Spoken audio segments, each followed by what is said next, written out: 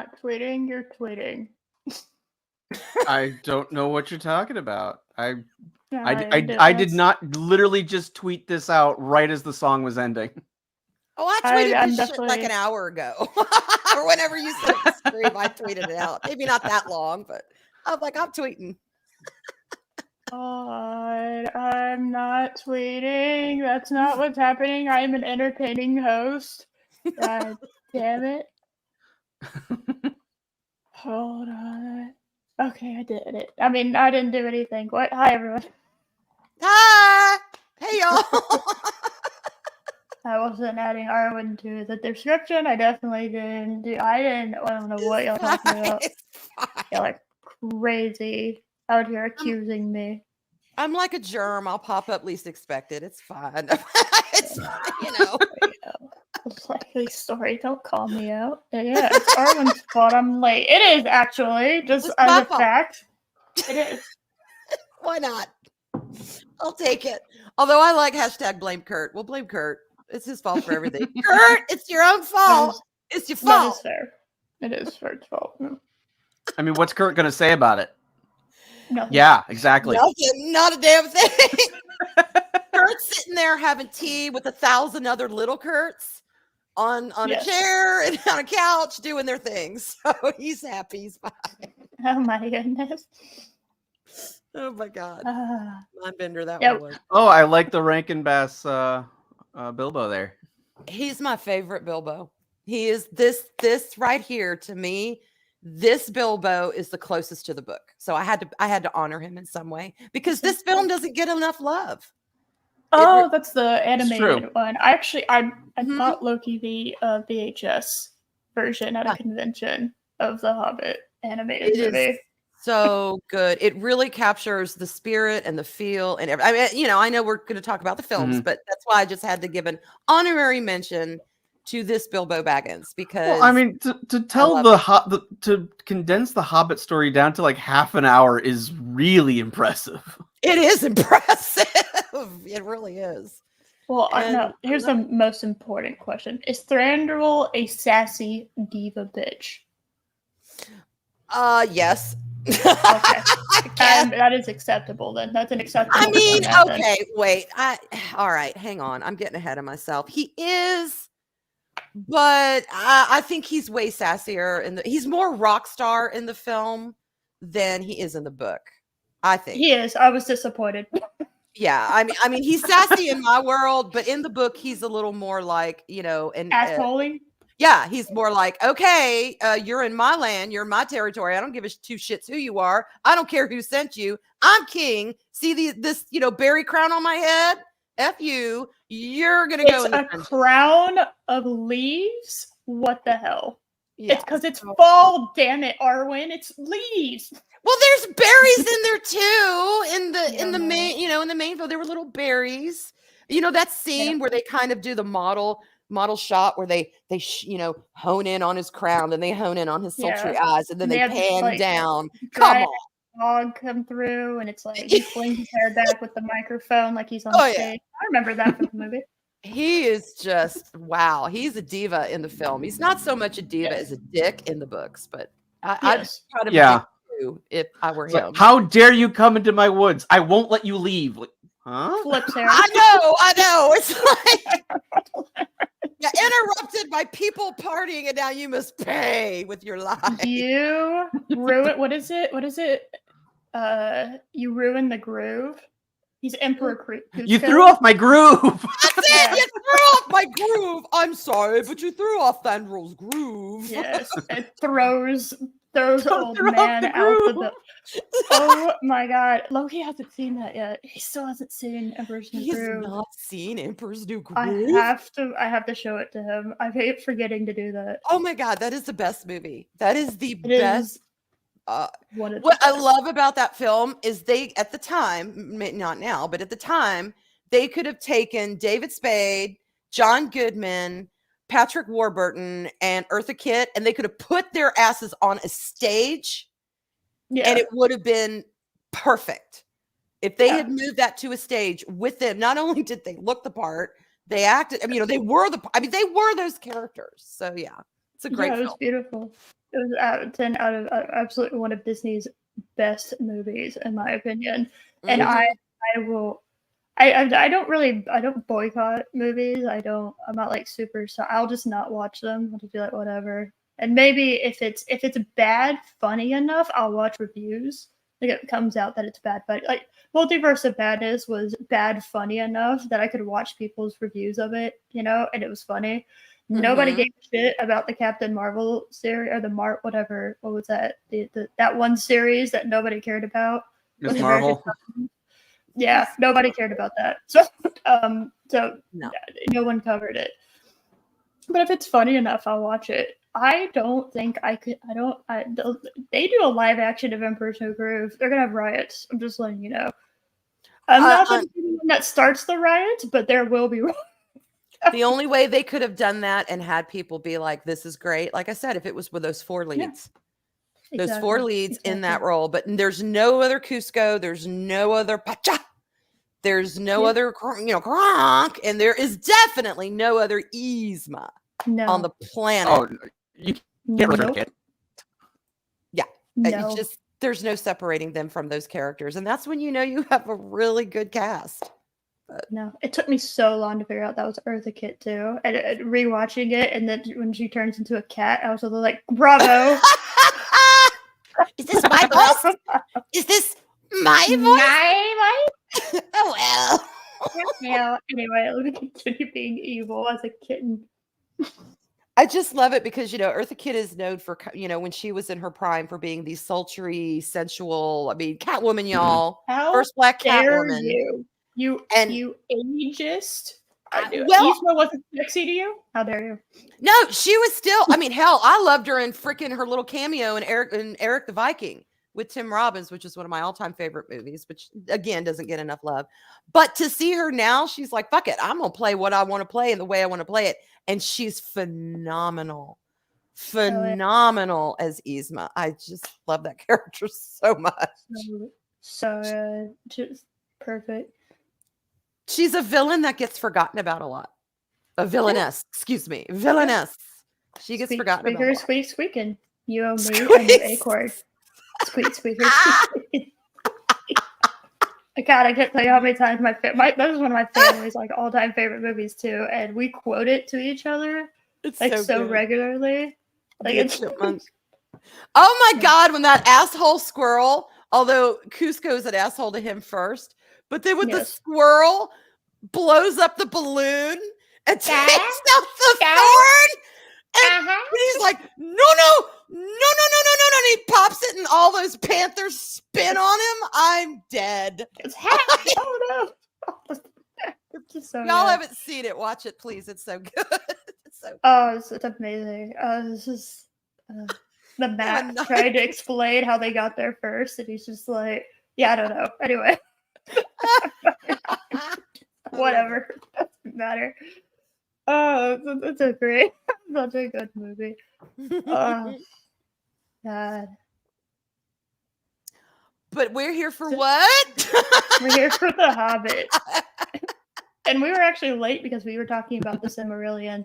Because I started it, Josh is reading it, and Arwyn didn't finish it. So we're kind of all at weird stages of it.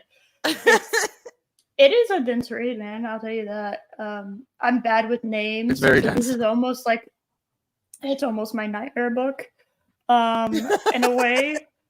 But I've kind of figured out a way to get around it a little bit. Like I don't remember the names exactly correct because that's just not going to happen. All right, like I cannot sit here and tell you pretty much any of the names of the dwarves that went with Thorin to the Lonely Mile, other than like Gowan and the fat one, and then Philly and Kelly. And those are that's pretty much Bomber. All right, yeah.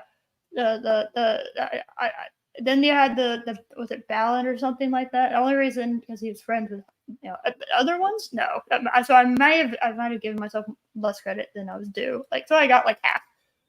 But don't forget the twins, Feely and Keely. The twins. Yes. Well, not twins. They were. See, they looked like twins in the Rankin Bass, but they weren't twins. They were brothers. But I call them twins just because it's easier. Yeah. it's just like I can't. Silmarillion's hard, man. I will say that being somewhat versed in like the general mythos of the world, and also knowing Christianity, like I grew up with Christianity. Mhm. I'm kind of treating what I've read so far. And I'm not really very far into it at all. I think I've hit the third. I think there's like 5 books in it, quote unquote, right? And I've hit the third, which is the densest of it. And I'm not even through the first part of the third chunk of it. Mhm. And let's see, where am I? 16 hours, 50 minutes left to give you an idea. Um, I am at the Quinta Silmarillion. So I'm at the Silmarillion portion of it. But the Wow. Okay. annual Dale, whatever. Annual whatever. The first part, and then the Vala Quinta, and then the Quinta Silmarillion. So that's the Quinta Silmarillion is the one I was at. But the first 2 portions of that are little short stories talking about in the beginning there was dark and then there was light, kind of vibes. And then you have the thank you. Yeah, thanks, Loki, for your fucking Tolkien nerd. And then you have like the second part, which is kind of tells you about, it's not like angels, but they're like angel-esque and like the creation of humanity. Like I'm kind of comparing it to the Christianity creation story. It's very much like a that, little yeah. bit. Yes. Yeah. And I will say right now, Morgoth's like backstory, I am so happy nobody has ever talked about that in The Hobbit and Lord of the Rings, because that is embarrassing, sir. Okay? You know what? I want to sing my own songs. I think I'm better than everyone. I want to sing my own songs. Like, sir, you became like the most evil force ever because you wanted to go solo from the band? Really?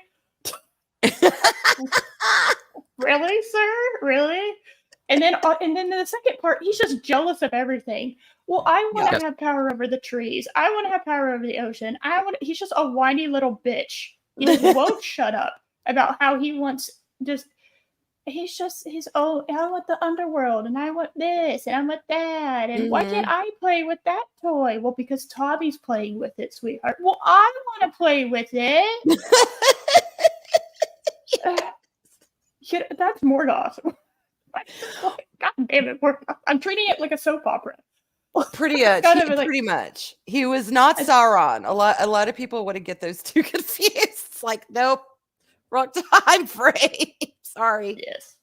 Yes. So it's like Christianity meets a soap opera. Yeah, it's crazy. I mean, it's so funny. They were so annoyed with him, they gave him a different name. It's like, all right. What's interesting about that is Tolkien did not write any of, we'll just say his, because it's really, the whole thing's an anthology. He didn't write his anthology, his mythology, his mythos, his story, his life's work, work. He really didn't focus on that to be an allegory of Christianity, but one of his best friends was C.S. Lewis. And Narnia is very much an allegory of Christianity. So it's interesting to me when I'm reading about the classic story of good versus evil, of, good eventually triumphing over evil, knowing that Tolkien was a devout Catholic.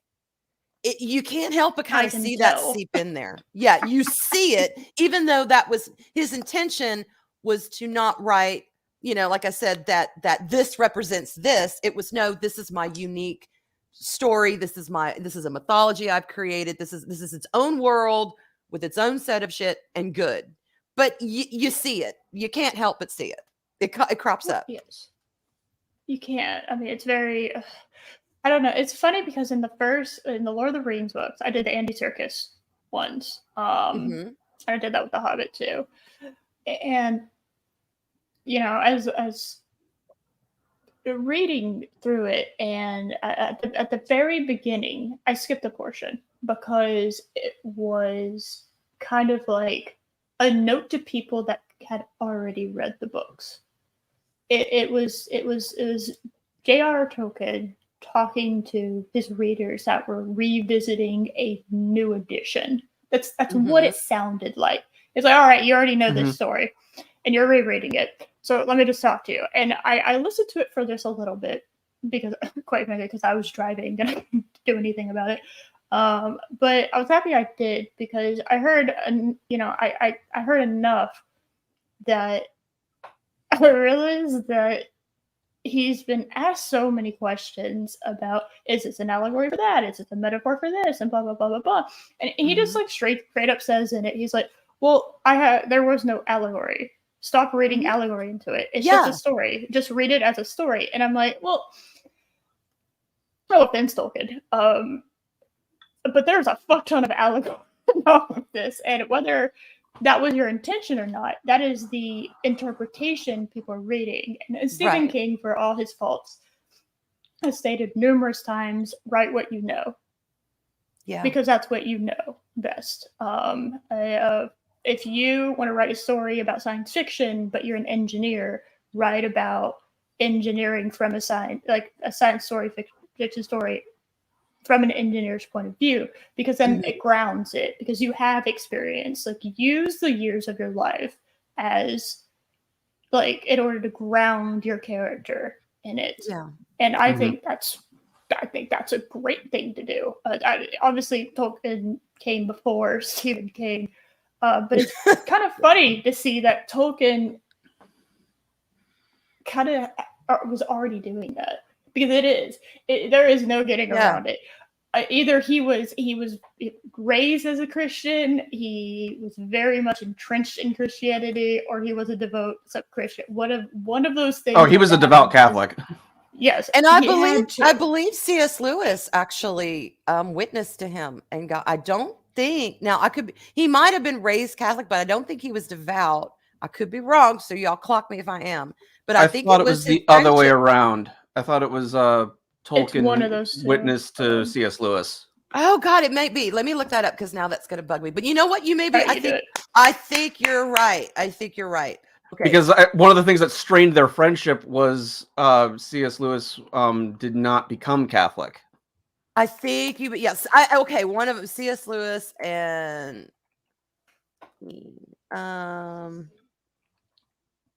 Yes. Tolkien convinces C.S. Lewis. Okay, hang on. I think you're right. Oh. Yeah. So, as far as him saying this is not an allegory, stop. Yes. I think I kind of because he used to bug the shit out of me, because I'm kind of was like, dude, let people see what they want in your books. But I think I get it. I think what he was saying is not that you can't take away from this what you want. I think it was, look, don't go trying to compare this scene with the crucifixion, or this scene with the feeding of the thousands, and this scene with the turning water into wine. I think he wanted to say, look, if you're looking for that and you don't find it, I don't want y'all to be disappointed, because this is a fresh new story. Of course, it's going to have elements of his beliefs in it, but I think that's what he wanted to prepare people for. I don't know, Josh, what do you think? Well, I mean, unlike Lion, Witch, and the Wardrobe, which is clearly a Christian allegory story. Clearly. Oh, right. I mean, he literally dies for Edmund's sins. He literally and comes back. He comes back. Yeah. And J.O.S.H is very much a Lucifer character. Very much Lucifer character. Now, that doesn't mean Tolkien didn't take inspirations from those things. No, he obviously did. I mean, Morgoth is also Morgoth and Sauron are also very much Lucifer type characters as well. Yeah. What if there were two Lucifers? Yeah, I don't know. I mean, there's evil's evil. Why not? Evil's evil. Oh man, a fly just went in my tea. Damn it. Sorry. Damn it. You spilled tea, and it wasn't good gossip.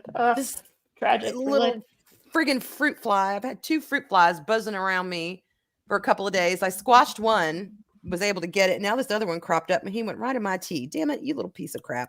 All right, I'm gonna drown him. Well, Hang on. he kamikazed in All right, near he's tea, but drowned. now you don't have to worry about it. That's right, he's gone. So the fruit flies are gone, y'all. Hold on, did you push the fly's head in? Did you like murder it? Oh yeah, he landed on my tea bag, and I'm like, no, bitch, you're not crawling out. You're dying. So I had just a tiny little bit of dregs of tea left. So yeah, I pushed him in there and drowned him. I'm sorry, I don't do flies. I do not do flies. No mercy. I'm Cobra Kai when it comes to flies. Oh my goodness, Arwyn teabagged the thing. Oh my God. No memes, please. No memes of me teabagging anything. Oh shit, my fucking audiobook started auto-playing and now I've lost my place. God damn. I used to have a very dramatic I guess it would be an audiobook if you will. I mean, they were reading the book, but it was done very dramatically years ago. But I could not get into the Gandalf. He was like, I am Gandalf, and Gandalf means me. And I'm like, no. Through the entire thing, I just could not vibe with Gandalf. Just couldn't do it. Andy Serkis was pretty good. Well, Yes, he was. The Andy Serkis Hobbit's really good. I need to hear that. I haven't heard that one yet. What made it really good, in my opinion, is a lot of people became fans of Lord of the Rings because of the movies, and because he worked on the movies, he was very familiar with everyone's cadences, you know, and so he was able to bring that. Like the characters all sound like Merry and Pippin and Frodo and Sam, Gandalf, all of them. They pretty much sound like how they do in the movies. Now that's a little off, right? That's and obviously he nails Gollum and like absolutely. But there's a few. Gollum's actually way more scary when you can't see him. Yes. He's way more. He's way more intimidating in the book. In an audiobook version. I will say, I said this last week, but I'll go ahead and say it again. Saruman was made infinitely better by Sir Christopher Lee because he is embarrassing in the books. I will go ahead and say it. He is he's Saruman. Embarrassing. He doesn't like this have old that man, like raising his glare. crane. Yeah, like he does in the films. I mean, let's face it. Christopher Lee could sit up there and go, Tom Adams, phone number 555-6521. And we'd all be like, oh my God, read that phone book. Read that phone book, Queen. Because he's so good. Hold on. He was a top tier level human, no question. He was. Okay. Y'all like Christopher Lee. I have to. JonTron introduced this to me years ago. Christopher Lee was in a movie called Howling 2, Your Sister is a Werewolf. And it is like one of the stupidest movies ever. But he is actually like he's being very serious about his job. But like everything and it's just like it's so dumb. And it's like, how the hell, Christopher Lee, did you get lost? How did you get onto this film set? This is like the most B movie of B movies. And somehow it's like I'm almost convinced Christopher Lee's instructions to his agent was say yes. Yeah. He was in everything. And it's so funny. And Rambam, he made James Bond look like a pansy. Yep. Oh yeah. I mean, there's a reason he's called Sir. In any kind of improvisational class, what is the first rule? Say yes. Yep. Go with where the scene is going. If you say no, you're going to kill the scene. There's nothing to improv on. Always say yes. That was Christopher Lee. He must have had a lot of improv classes because he did. He always said yes. Absolutely. I'm gonna sum up the movie, his part in the movie for you really quick with just a picture. We'll get on to talking about the Hobbit, but I feel the need to here.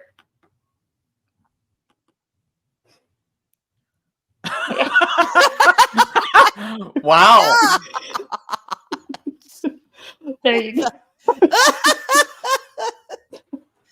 Hey, you know all what? Right. And actor who's not afraid to do just about anything, I give him mad respect. Mad respect. Because he could have said, I am Christopher Lee, damn it. Pitch me an olive, knave, and hold up in some castle somewhere, and everyone would be like, yes, queen.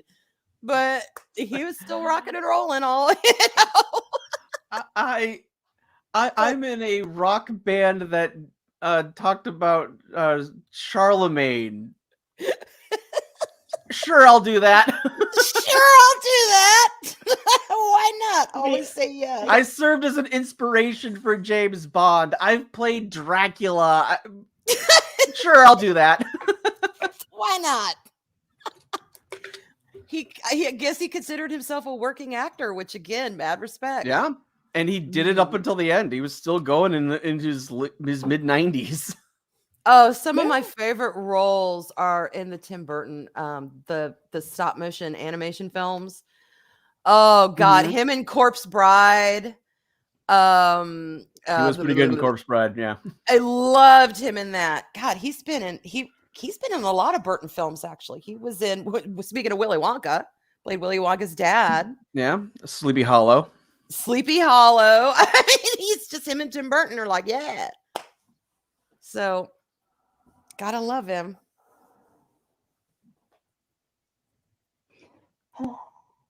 He didn't need to be in the Hobbit movies, though.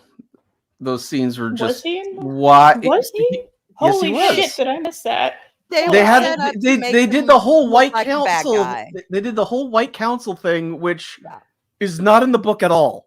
No, it's not. And I've watched every time I watch those scenes, I get annoyed at how much of a butt wipe he is, because he was Saruman the White. He was the wise one. He was the one they all went to for counsel. Yeah, he wasn't corrupted. He wasn't corrupted at this point.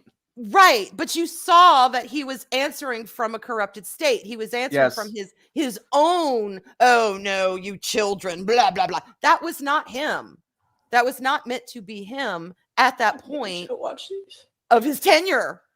And yeah, those, I admit those scenes bugged me too, because they were setting him up to say, see, he's a bad guy. And it's like, no, at this point, I mean, as far as we knew at this point in his life, no, he wasn't. But they really did set that up. So yeah, those scenes were, come on, y'all. We don't really, this is unnecessary. We don't need this, Jackson. Even though I enjoyed the whole films, we didn't need it at all. Oh my God. Hey, Mark, Chonky Mark. Thank you, Sensei. Coming in here telling me to shut up this early in the afternoon. Never mind. It's 1:35. But yeah, I mean, the whole Saruman and Gandalf and Galadriel and Elrond all having this meeting about what to do about the necromancer. It's like, this is not in the Hobbit. None of this happened in the Hobbit. Yeah, he could have kept it just to that. Although I did really enjoy the scenes of Radagast. I thought those were good. It was good to see another wizard in there. There were some things that I really liked about. Is that your avatar? Are you Radagast? Yeah. Is that what I'm looking at? Okay, I'm like, what? Holy shit, you're right. I'm skimming the Hobbit movie. And I'm just like, I knew I should have watched these stupid things before I did this show, because I knew there was gonna be shit I forgot, and I was like, no, I'll be fine.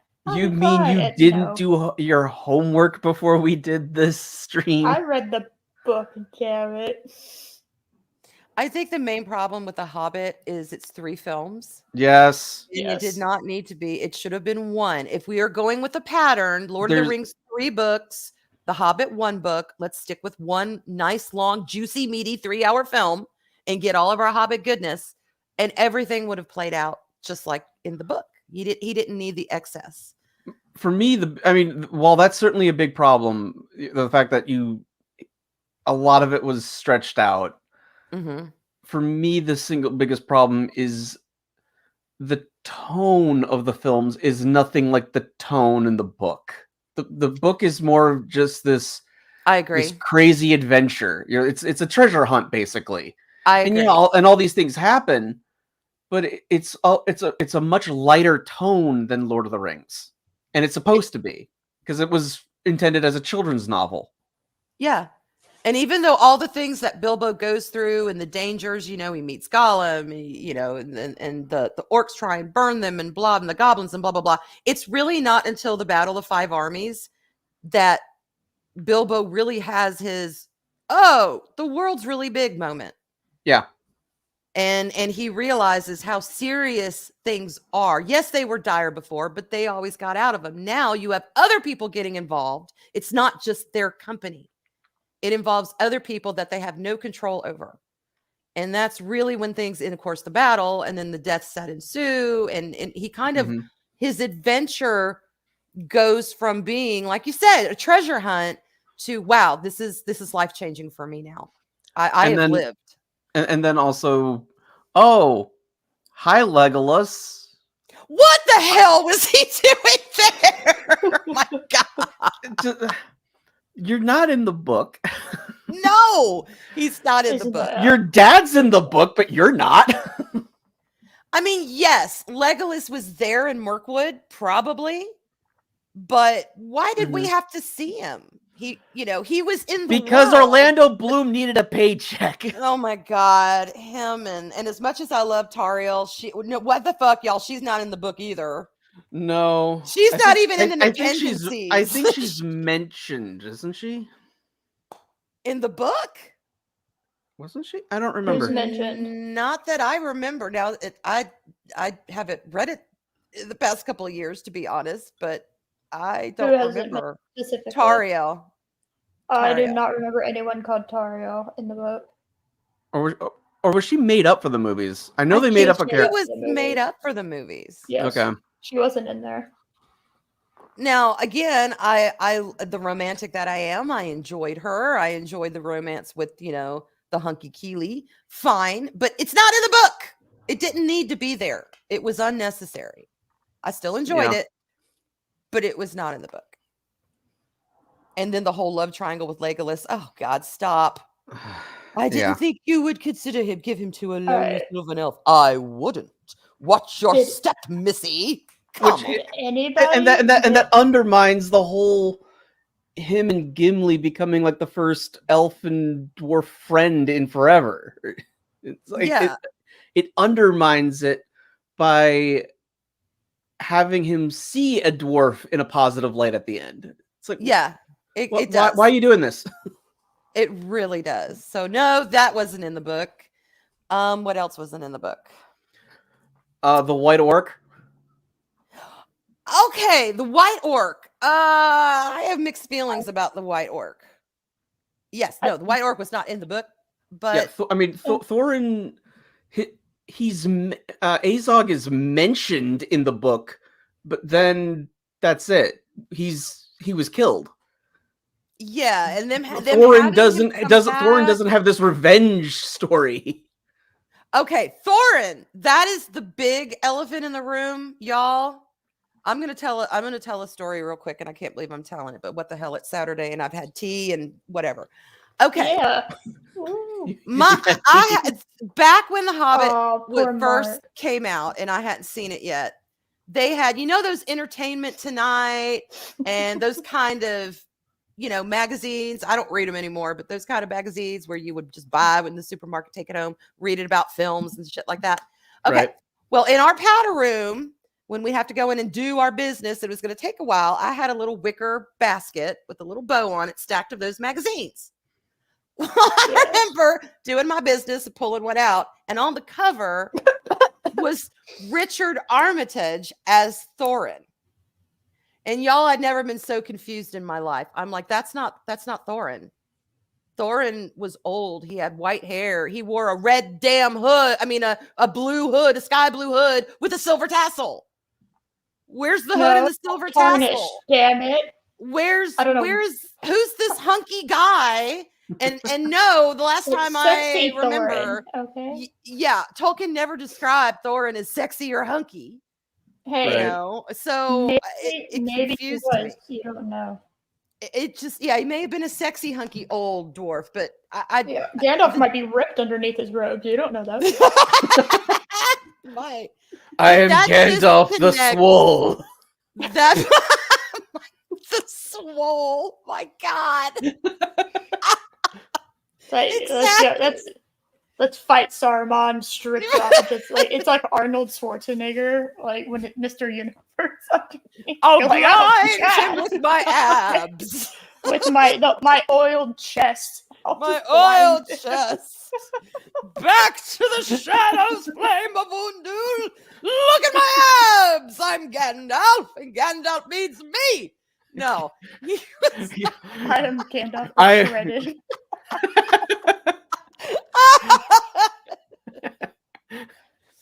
But anyway, so Keeper of the secret flame, I will bench press you back to the shadow. Oh, bitch, press your bitch ass Balrog into the shadow. I'm misquoting everything today. All I'm thinking about is Gandalf's oiled abs. Okay, Did you well, even this lift picture. What? Like, This instead of Too bad Chris isn't here right now because we would know what his next assignment would be. Instead of you shall not pass, it's do you even live, bro?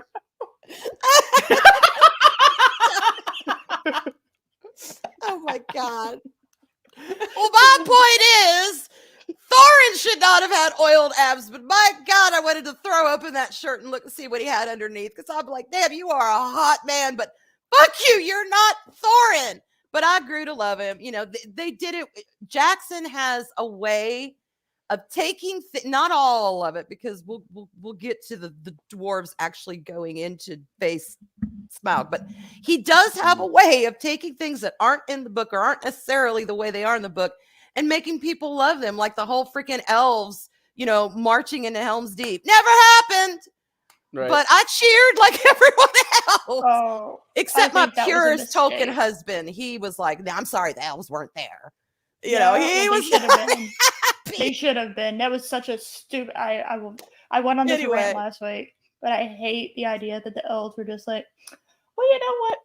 It's the time because of men. They were anyway, leaving. Bye. Yeah, they were like, weary of Middle Earth. They were going to the Grey Havens. But I loved that they were there. But so now we have a. They helped make this problem. Okay, they helped. I agree. It. I think without they should have been elves, there too. Sauron would never have gotten the power of the ring. So you know what, elves? You stay your bitch asses here. You can go to heaven in a few weeks. All right, clean up your own mess. All right, you help replace your divot, elves. Yeah, god damn it. And no standing on a ship singing for hours and days and weeks for you. No. But you can just jump off and just swim back if you want. You know what? That would have been acceptable. That would have been accurate. We're all going to Valinor, and then you know what? All the elves are just like, no, just jump off and swim.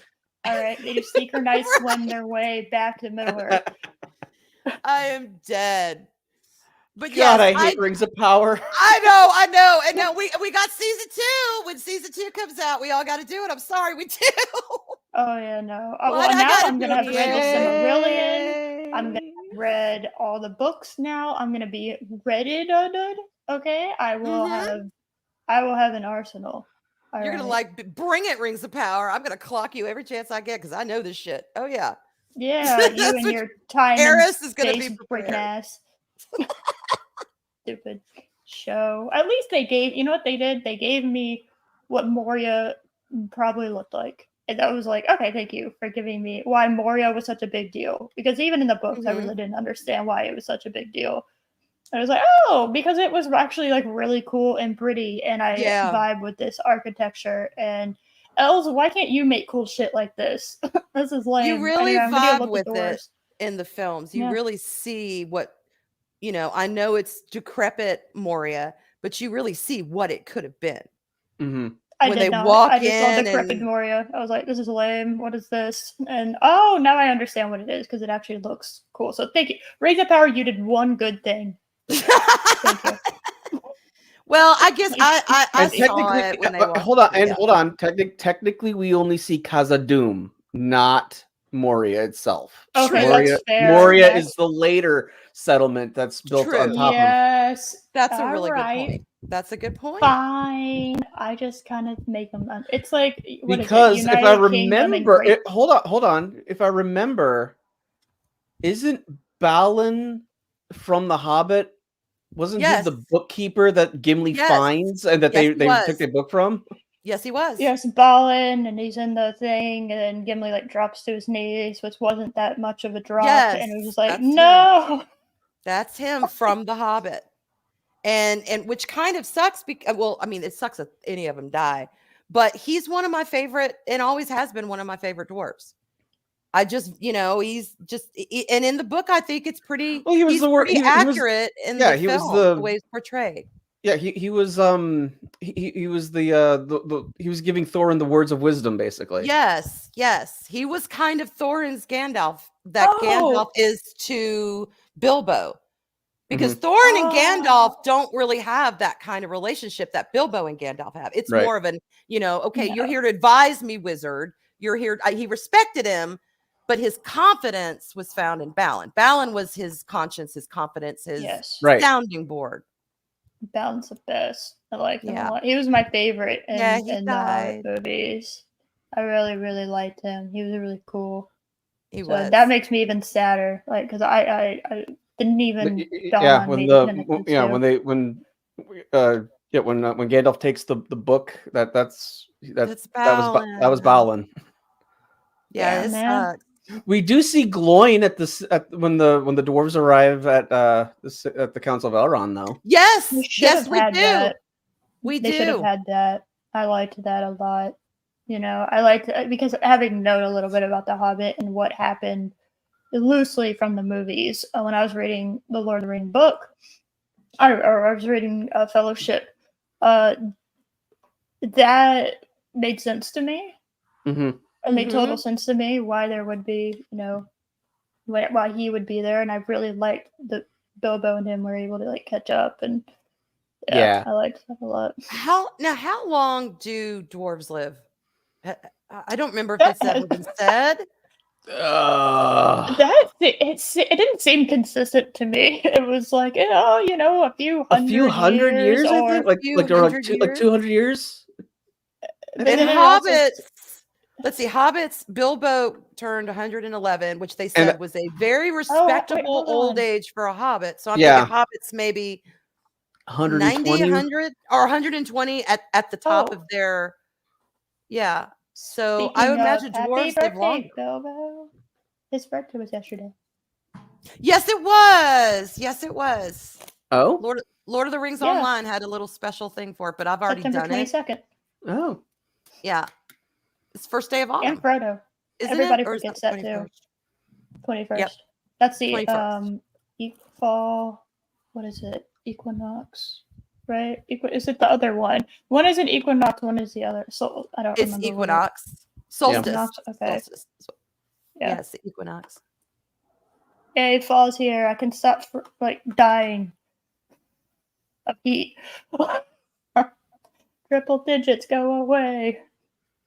Well, see, hobbits would have to live a pretty healthy life because isn't there tweens? Wasn't this 33 was Frodo's like coming of age adulthood? yes. Yeah, they had And puberty. before that, they still 18, consider them teens, which is why Pippin, who was really a lot younger in the book than he was in the film. Pippin was the youngest.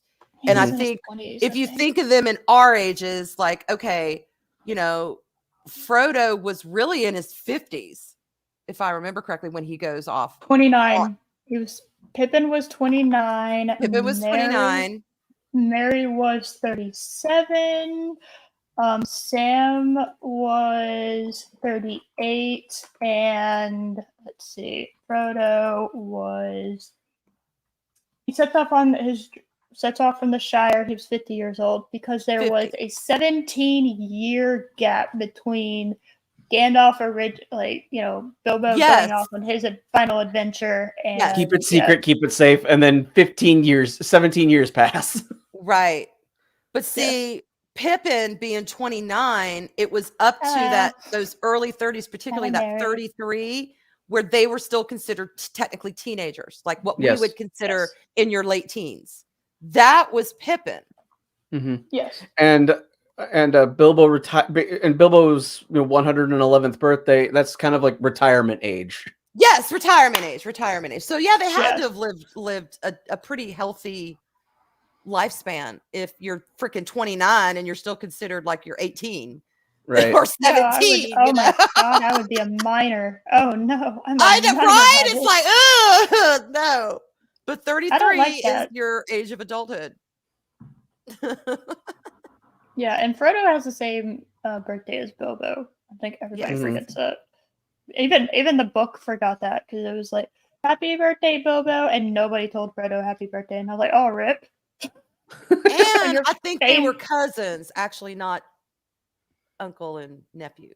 Weren't they Yeah. cousins? Yeah, he was like his second cousin, but he took him in. Which is fine. They can call him uncle and nephew. I didn't Yeah. have a problem with that. But technically, yeah, they were cousins. Yes, I think they call. I don't know. I feel like that was said at one point that they called each other, but I don't remember exactly. it's- There's a lot of stuff has happened since that point. So, Yep. anyway, that's it. So I have a question Uh-huh. for y'all. Yes. What did y'all think of book Bilbo versus film Bilbo?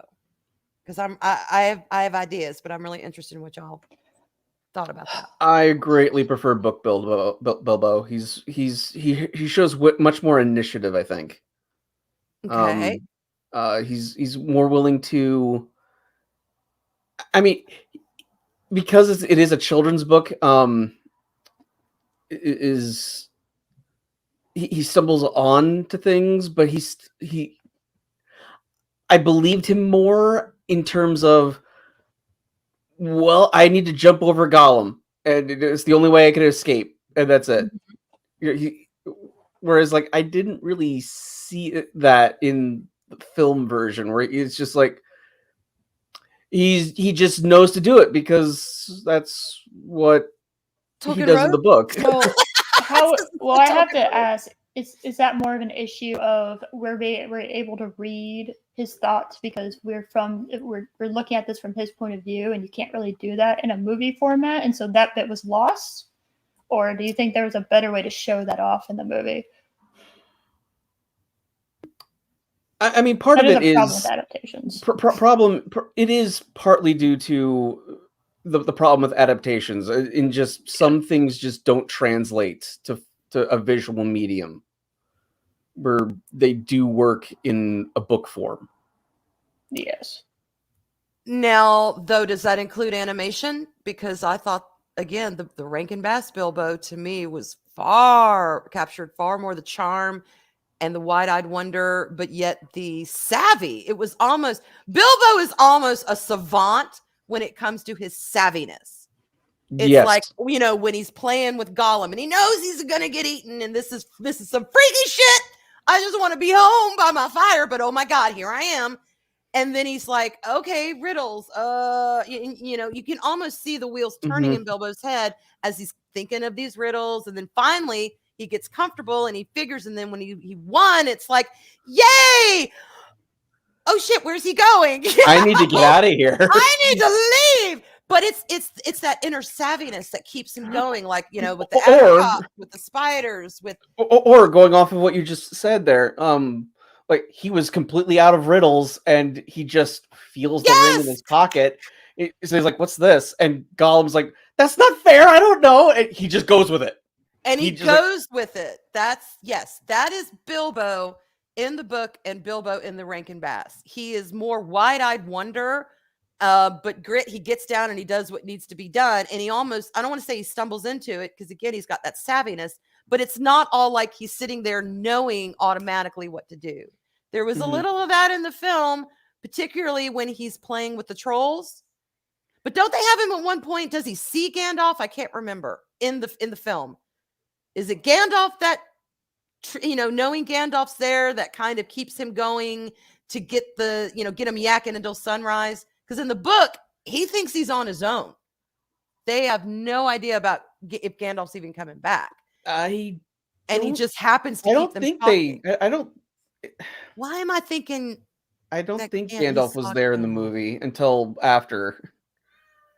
All right, so I don't know. Portion Anyway, of this is. Hold on, I'm looking. Yeah, it's Queequeg saying hey to y'all. Say hey, Queequeg. Kitty? Wait, as in Moby Dick? Well, more as I thought that more as in that's what I call Qui-Gon Jinn, because for the longest time I couldn't remember his damn name. So you've never heard that? Oh my God, Keeper of the Lore. Yes. I have told you repeatedly I have given up my post as the Keeper of Arwyn lore. I just can't keep going. I just can't keep up with it anymore. It's every time you stream, a new piece of lore is made. Qui-Gon Jinn is my favorite Jedi, but for the longest time, I could never remember that name. So I started calling him Queequeg. Well, then years went by, and I was automatically calling him Queequeg, and it came out on a stream one time. And so I decided to name my cat Queequeg after Qui-Gon Jinn. Because now I remember his name, but I still call him Queequeg. Anyway, back to the Hobbit. And yes, he is. Gandalf is there. Well, he kind of. I think he kind of like pops up there. Yeah, I with thought the he goblin. did, and that's what tips Bilbo off. If I remember correctly, y'all. If I'm wrong, that's fine. But it tips Bilbo off to keep them talking until sunrise, bantering with each other.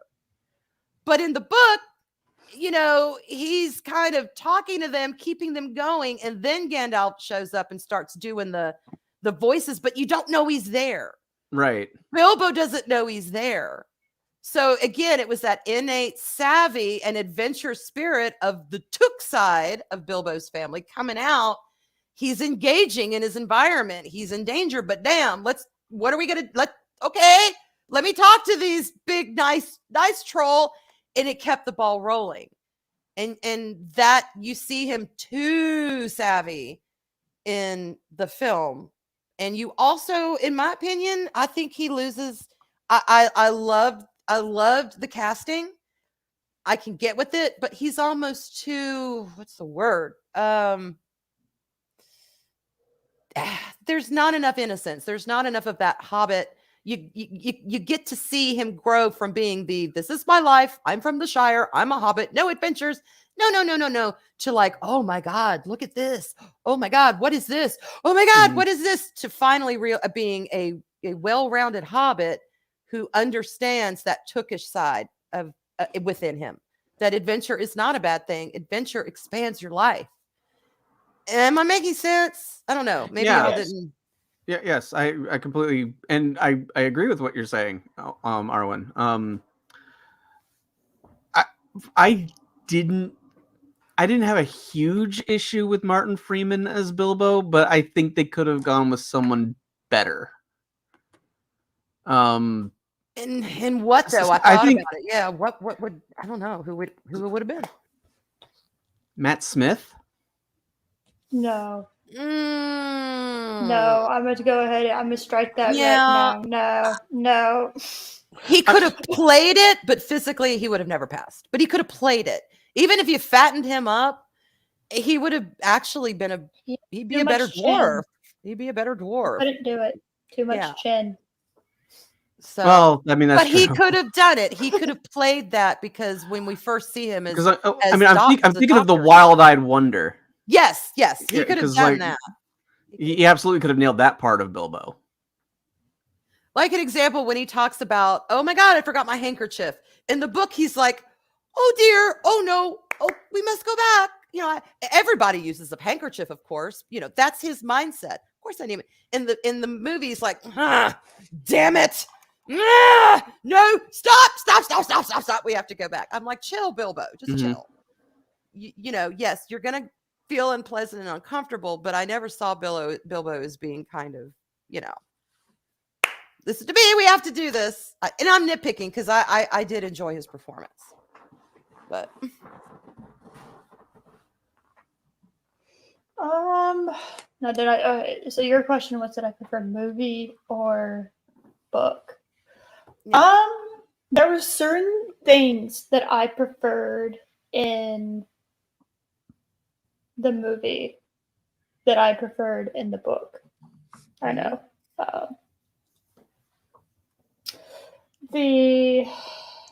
Let's see. I'm trying to think. There was one scene in particular from the movie that I really, really enjoyed. I'm pretty sure, like 98% sure, this doesn't happen in the book. So, but if it does, if it did, then I stand corrected. But there is a moment when they can't find Bilbo, and they just got done with the goblins and whatnot, and Gandalf is there, and Thorin's kind of just like fuck him, like well just Mhm. leave him. I have no idea why the hell you brought him. He's useless. All he does is bitch. He's like a burden. Whatever. Like we're just gonna leave. Like this is like pointless just to wait around for Mhm. this person. Um, like obviously he's not a burglar again. Like this is I literally don't know why you brought him. I honestly don't know why you brought him. And he doesn't want to be here. So he probably honestly, even if it's still in there, we should leave him. But he probably just left. He probably just went home because he couldn't handle it. And good riddance because we don't need him. Mhm. And Bilbo's sitting there. He has the ring on and he's invisible. And he comes out from behind the tree. And his speech was probably one of my favorite parts of, if not my favorite part of the entire like Hobbit trilogy. Um, Mhm. and his speech is like, well, you know what? I'm coming with you. And the reason why is because, yeah, I want to go home, but you don't have a home to go to. And I Yes. want to get that for you. Mhm. I want to I give I you back admit I your did love home that that. was taken from you. And if my home was taken from me, I would hope somebody would help me get it back. And it's like that speech was so good. I I did absolutely love loved it. that. Yes. It gave a reason why he was there. And in the books, there really isn't. Like, I mean, there is, but I mean, it's not like, oh, I'm kind of just here because Gandalf wants me to be here. I'm kind of here because he kind of doesn't have, like, in my No, opinion, like, he does not a have that reason. type of awareness, but Yes. again, I I love think that. that's children's book and then Jackson making it translating that to more adult themes. So that's why I don't have a problem with that scene at all.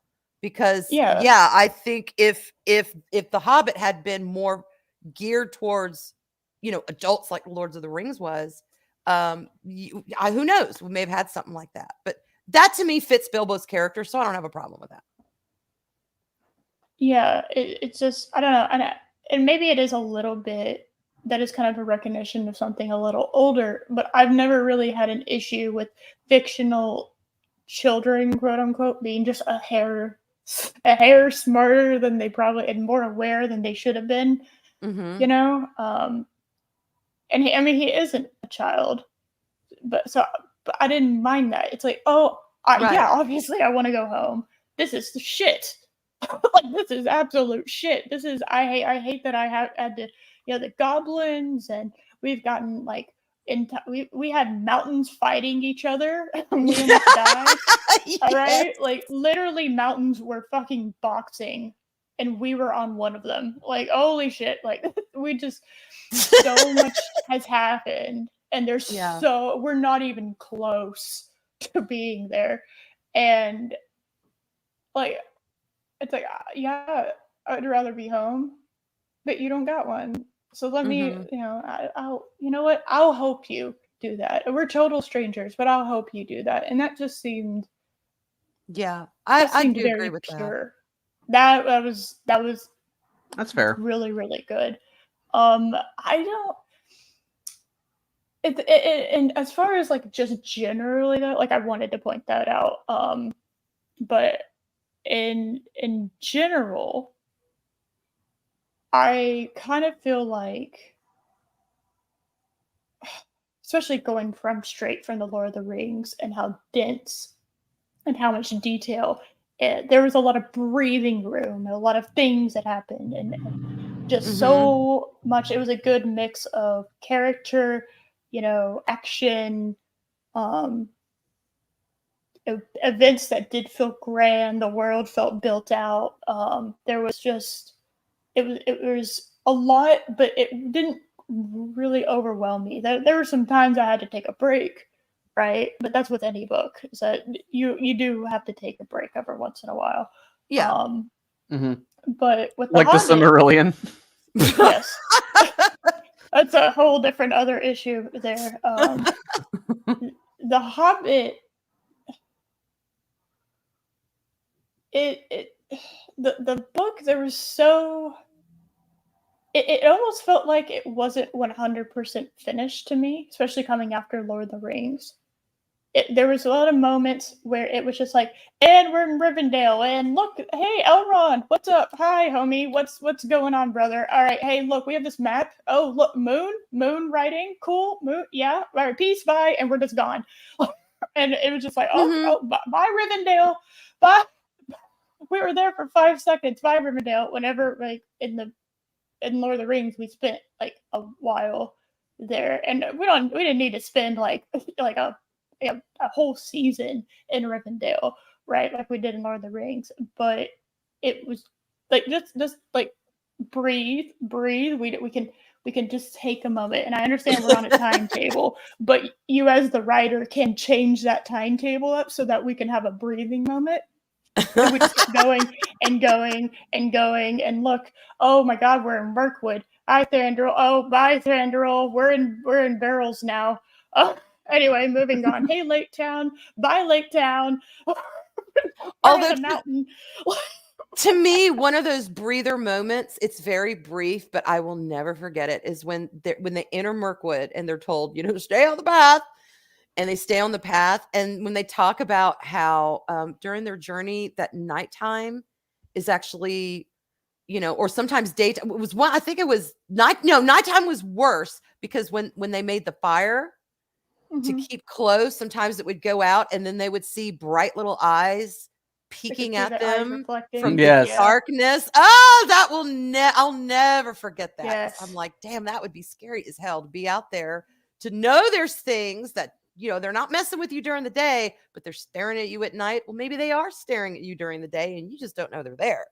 I mean, y'all, Mirkwood is a hell of a lot creepier in the book than it is in the film. It is. It's gotta, it's just, yeah.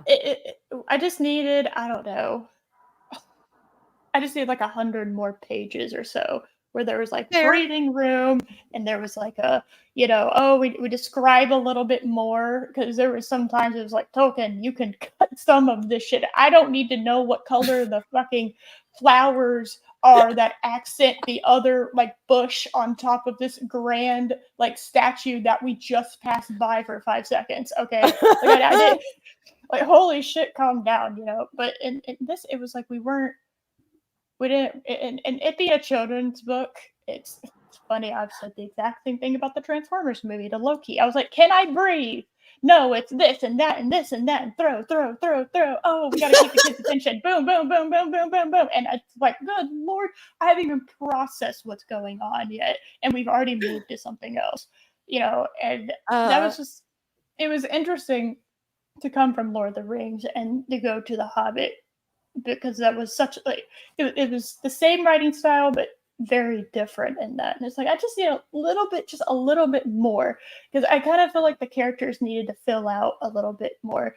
I needed just a little bit more of like characterization. I need a little bit more of description of the scenes. Like, God help Peter Jackson, I have no idea how he managed to create some of these because there really wasn't a lot of description. It was like, Mirkwood is in the wood, and so pretty wood things. There we go. Like, yep, good. We did it. It's just, there wasn't 10 hours is both a lot and not very much when you're trying to tell that story. Yeah. I just need a little bit more. So it's almost like, I get that. Because I wanted more. Look at the difference. Okay. And I never really thought about this until now, but from the time Bilbo was there in Rivendell to the time Frodo and company go to Rivendell, some time has passed. Okay. Think of the elves in Lord of the Rings in Rivendell. There's more of a somber, kind of shit. In The Hobbit, they're singing. They're sitting there. Do you know where you're going? Yeah. Do you know what you're doing? I mean, they're like, oh, there's fat Bilbo. Don't let him eat all. And Gandalf is like, away with you, you merry people, away. They're freaking singing and dancing and having fun as the dwarves and Bilbo and Gandalf are trotting into Rivendell. In the movie, it's like, is this going to break out into a war? I mean, what's going on? So I would have liked to have known a little more about the happy elves in the book. So I got to see what you mean. Just a little more filler. Why are they singing? Why are they dancing? Why are they happy to see the dwarves? What's going on? How the hell do they know who Bilbo is? How the hell did they get anything done? They just won't stop singing. What the what? Away, merry people, away, you scampy, or whatever he calls them. It's totally different vibe on the elves of the Hobbit versus the Rivendell elves of Lord of the Rings, unless he did that intentionally with you to see happy elves in Rivendell and then sour, mad, mean elves in Mirkwood. Maybe he was going for that kind of contrast, but he didn't fill it out. Not to question you, Tolkien. Rest in peace. But yeah, I kind of get what you're saying. You wanted just a little more meat to the bone. A little bit more. Yeah. But it was a very long way to say I don't have I have some Bilbo characterization, but I feel like there was better characterization in some points in the movie than there was in the book. But then at the exact same time, I also kind of felt like the Bilbo in the book was just, it was like he was reading The Hobbit while he was going through The Hobbit. It was like, okay, now I do this and I jump over Gollum. Okay, I jump over Gollum. That's what I'm going to jump over Gollum. Okay, now I got to do this and that. I get the Arkenstone and I give it to Bard. Okay, all right, that's what I'm going to do. Yeah, and it just kind of like, it just like he was reading it and like, all right, now I'm going to do this. It didn't quite feel like the character itself was making the decisions. It was like, I know I got to make this decision, so I'm going to do it now. And it's like, and I don't know. I don't really know if I fault Martin Freeman for that. I don't know if I fault the directing for that. I don't know who I fault for that, but that's kind of, when you start thinking back on it, that's kind of what it feels like. If you cut out the music and you kind of cut out like all the stuff that's supposed to make you feel certain things, you just kind of go straight to the character, and you compare the two. It's like I feel like the Hobbit book one, Bilbo was a little bit more, how do I put this? Not independent, but he was self-sufficient, sentient. Kind of in the book. In the book, yes, in the book, he was like sentient and like aware and made decisions, and like especially towards the end, he's like, "How many times have I saved your ass, dwarves?" Okay, how many times? I literally was not part of our deal, and yet I have y'all. If y'all would have left me, and if we would not, you would literally be dead. Like I don't like this is like number 8. So don't talk to me as if I am the bad guy here. You literally would be dead. Yeah. And you have really not done the same thing for me at all. Like, I don't think there was really one time where the dwarves saved Bilbo, like Bilbo saved the dwarves. It's just that's what made him so extraordinary. I mean, you had these dwarves that had seen war, that had seen, the ravaging of their home, blah, blah, blah, throughout the years. And they were just, left to do their own thing, to make their own way in the world. They lost a kingdom. They literally lost a kingdom. And so they were so intent on doing this and doing that and getting it back and let's go that Bilbo's saving their asses time and time and time again. And at the end, you're right, he finally stands up and he's like, hey, we're all in this now. That includes me. No, let's talk about this. I have a voice too. I've been in this with you. Yeah. So. Yeah. No. I don't know if we said. Smart. I don't think. Yeah. There's a reason why, obviously, why Gandalf chose him. Now I don't know what exactly Gandalf saw in him at the beginning. Wasn't Gandalf friends with Old Man Took? if I remember correctly. Did he I know him believe so. Yes. or had 'Cause some it sort of looks like him. relationship with him and Yeah. kind of knew Yeah. Bilbo's mom and dad and had a familiarity Yeah. that so he saw something in that, one of them getting old Yes. one of them would ride a horse. Well, and then Yeah. the oh god, what was the goblin in the Shire Fields, Sensei, that where one of them took off his head, the goblin cleaver. I can't remember. I'm and on the tip of my Game of Golf. tongue. That The Game of Golf battle. was invented. I remember that. Yeah. What was anyway? Yeah, so there were family Golf. members and there were relatives of his that were, I know it's gonna Yeah. drive me nuts, isn't it? I gotta look this up. Hang on. Hold on a second. Yeah, it's the one where golf was invented from. Where golf was invented. Bando Bros. Hang on. I think And now, great uncle Bull Roarer, who was so Bull Roarer. that he could ride a horse. He charged the ranks of the goblins at Mount Graham in the Battle of the Green Hills and knocked their king's That's it. dolphin Battle of the bull Green Hills. head clean off with a wooden club. It sailed 100 yards through the air and sent down a rabbit hole. And in this way, the battle was run and the game of golf was invented in the same moment. I thought that was funny. So there were some badasses in Hobbit history, and particularly in Bilbo's, and Gandalf, basically being one of the angels, one of the Ishtar, who he's got to have a second sense. He's a damn wizard. Mm-hmm. Hobbits had kind of become complacent and kind of settled and nestled in their own little idyllic pastoral shire. Yeah. And there's nothing wrong with just enjoying a good beer, a story by the fire, just living your life. There's nothing wrong with that. But he knew Bilbo because of his. Is Mark the Infinitely Tired a Hobbit? Do what? No, he has abs. He's a wizard. Oh, okay. His one ab is a Hobbit because it's all by okay. himself. But yeah, he knew that history. And let's face it, Bilbo, most of those races had never even heard of a damn Hobbit because they were so secluded at this time and kept to themselves. So he could get in, he's tiny and he was smart. And, there's that innate resourcefulness that he had. So he could go places where others couldn't. And he proved that. And I do want to say something real quick about Martin Freeman. I do think he was a very capable Bilbo. I'm not trying to, disparage his performance because, to be honest, you're as an actor, y'all, you don't just get free reign to do what the hell you want. You are directed. You are told. The director also has a vision of that character, and they will tweak your performance until you give them what they want. So I don't know if it was Jackson or him or whatever, but no, there were moments where I was like, I am following him into adventure. I am with you on top of the Mirkwood trees with all those damn butterflies. I am there with you. He had some very, very great moments, but I just wish it had been a little more like Book Bilbo than Screen Bilbo, but whatever. I'm fine with it. It's one of my favorite films, so I'm good. Dega. Hello.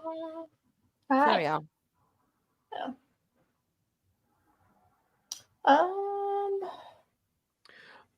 Let's talk Smaug. It wasn't red. I'm salty about that. Wasn't red. Was he? He didn't look red to me. He was. You thought he was red? Hold on. Hold on. To me, he looked kind of brown. Not that. I know he would be a little dull because he's been holed up all that time, but yeah, still, I always saw him as red. And again, maybe that's the Rankin Bass influence. He's more brown, I would say. Yeah, he has essence of red in him. It's kind of like he's a reddish brown, and in light, he becomes more red. And especially when he has fire building up, you see the red more. So he's the, you know what? I think if I had to actually give like a proper color, he is the color of dried blood. Because if you shine a light, all right, that's fair. Dried blood turns brownish when it's dry. So okay, I could see that. Okay, fair. I recant.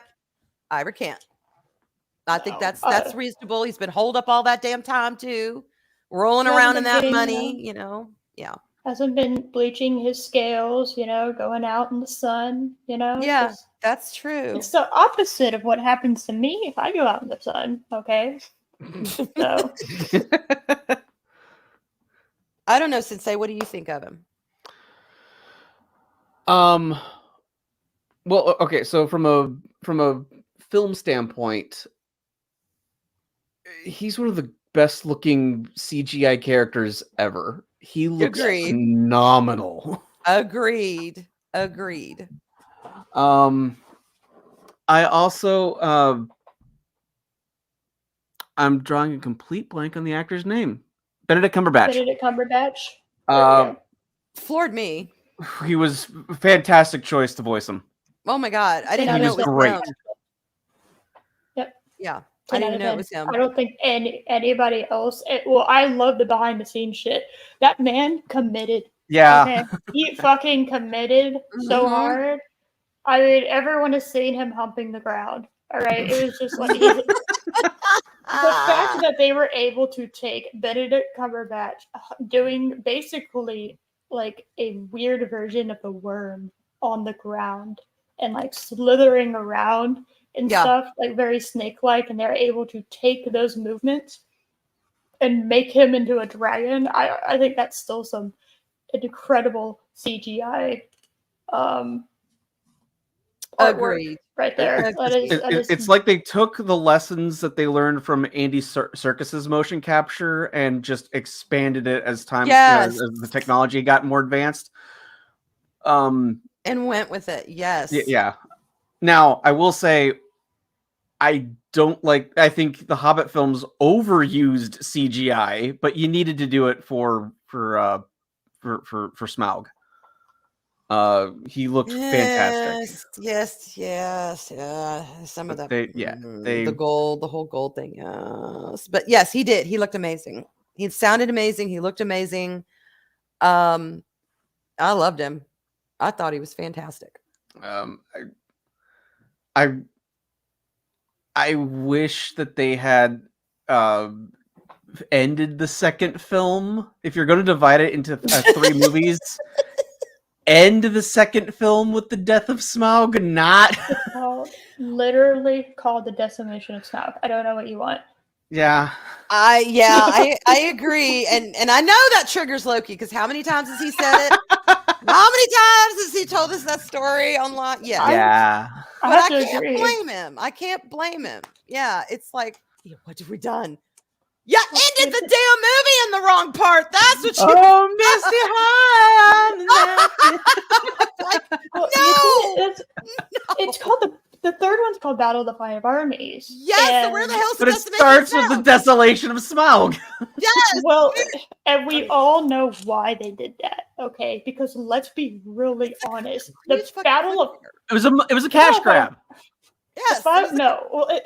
They ran out of material. Okay, they couldn't even fill it because the Battle of Five Armies, for as grand of a title as that battle is, was the battle of 10 minutes. Okay, that was it was over in basically 10 minutes. They should have had more. Thorin. Yeah, I agree. Thorin and Thranduil and Bard, they spent more time talking than they did fighting by a wide margin. Yes. And I will never understand Sauron being an incredible idiot. He's like an impatient child sometimes, okay? If he would have just had the goblins hold back for like 20 minutes, he could have had the Lonely Mountain because all his enemies, the dwarves, the elves, and the humans would have fought each other, and all their good shit would have been depleted. And then whoever was left over and weakened from the battle, he could have overrun with orcs and goblins. And I have no idea why that wasn't the strategy he went with, because that is incredibly obvious. That is like tactician 101. If he would have just waited, then he could have very easily taken the Lonely Mountain and gotten, he couldn't have Smaug because Smaug was already dead, but he could have had that point, he could have had that as like a point of a stronghold. And that would have probably having the Lonely Mountain as a stronghold, in my opinion, from what I've gathered from what Loki has told me and what I've read, that would have probably most likely changed the outcome of the in fact it would have changed the outcome of how the Lord of the Rings would have ended, because I think Sauron would have won if they had the Lonely Mountain as a stronghold. Yeah, I agree. I think so too. So it's just, if he would have literally waited for 20 minutes, everyone discussions were falling apart. There was not really a whole lot as far as goodwill happening on anybody's side at that point. Nobody was really listening, and nobody was really talking like to talk to each other. They were talking at each other. It was just, negotiations were completely they were almost completely gone. And it's, from my point of view, Sauron would have won if they would have just waited. But he didn't, because he's an arrogant idiot who thinks, you know what? I have enough people. Go for it. And he united them. And because he united them, because that's always what happens, is if people can bicker among each other, but generally speaking, they will unite if they have a common enemy. It's proven time and time and time again. Obviously, Sauron didn't ring Sun Tzu's Art of War, okay, because he probably would have helped him quite a bit. All right, my man just did not think that one through. And because they united against the orcs and the goblins, then the Lonely Mountain ended up, becoming a stronghold for the light. And yeah, he pooched it. What an idiot. What an idiot. He totally punted that. That's embarrassing, Sauron. Okay, you're supposed to be like big, bad, smart guy. And there were so many times where he was just like, I have enough people. I can do it. It's like, well, what? Numbers don't win wars, by the way. Numbers can help you win wars, but having just numbers does not win wars. Strategy wins wars, okay? Intelligent tactics win wars, all right? You can be outgunned and outnumbered and still win. That's just, if you're smart about it. I agree. Anyway, just I wanted to rant about that. Just, oh, look, it is. I said the magic word. I love it. Sauron's so styling with that fan. He's got the vapors. Yeah, can you imagine if he read it? God. British person over here is making fun of how I pronounce things. Damn it! I mean, at least Morgoth bided his time, and like he developed the Balrogs, then he attacked. Which was really smart. He didn't count his chickens before they hatched. He waited until they were hatched and then went, yay, I've got chickens. True. That is true, Rambam. I understand. Okay, I understand. Technically, they're the same person. Technically, they are not. I understand. It's Schrodinger's Sauron. Okay, yes and no. Schrodinger's Sauron. Okay. Dead. It just, that's just. I don't know. God. Just because they're the necromancer, I don't know. Give them at least some intelligence. God damn it! Put some points into wisdom and intelligence and battle strategy. All right, don't just put it all into the necromancy. All right, you know what? You can refund. You can refund your skill tree. All right, I know it's a big pain in the ass, but you can refund your skill tree. All right, you can redo them. Yes. Yes. It's going to cost you quite a bit of gold, but you can do it. All right. So it's just, damn it, Sauron. Well, he makes the same mistake again in Lord of the Rings quite a bit. He honestly thinks if he has enough numbers, he can do anything. And I don't know why he's just, I can just overwhelm them and overwhelm them and overwhelm them. And it's like, yeah, but you have to have a little bit more than that. And I expected better from Sauron. God damn it. Yeah.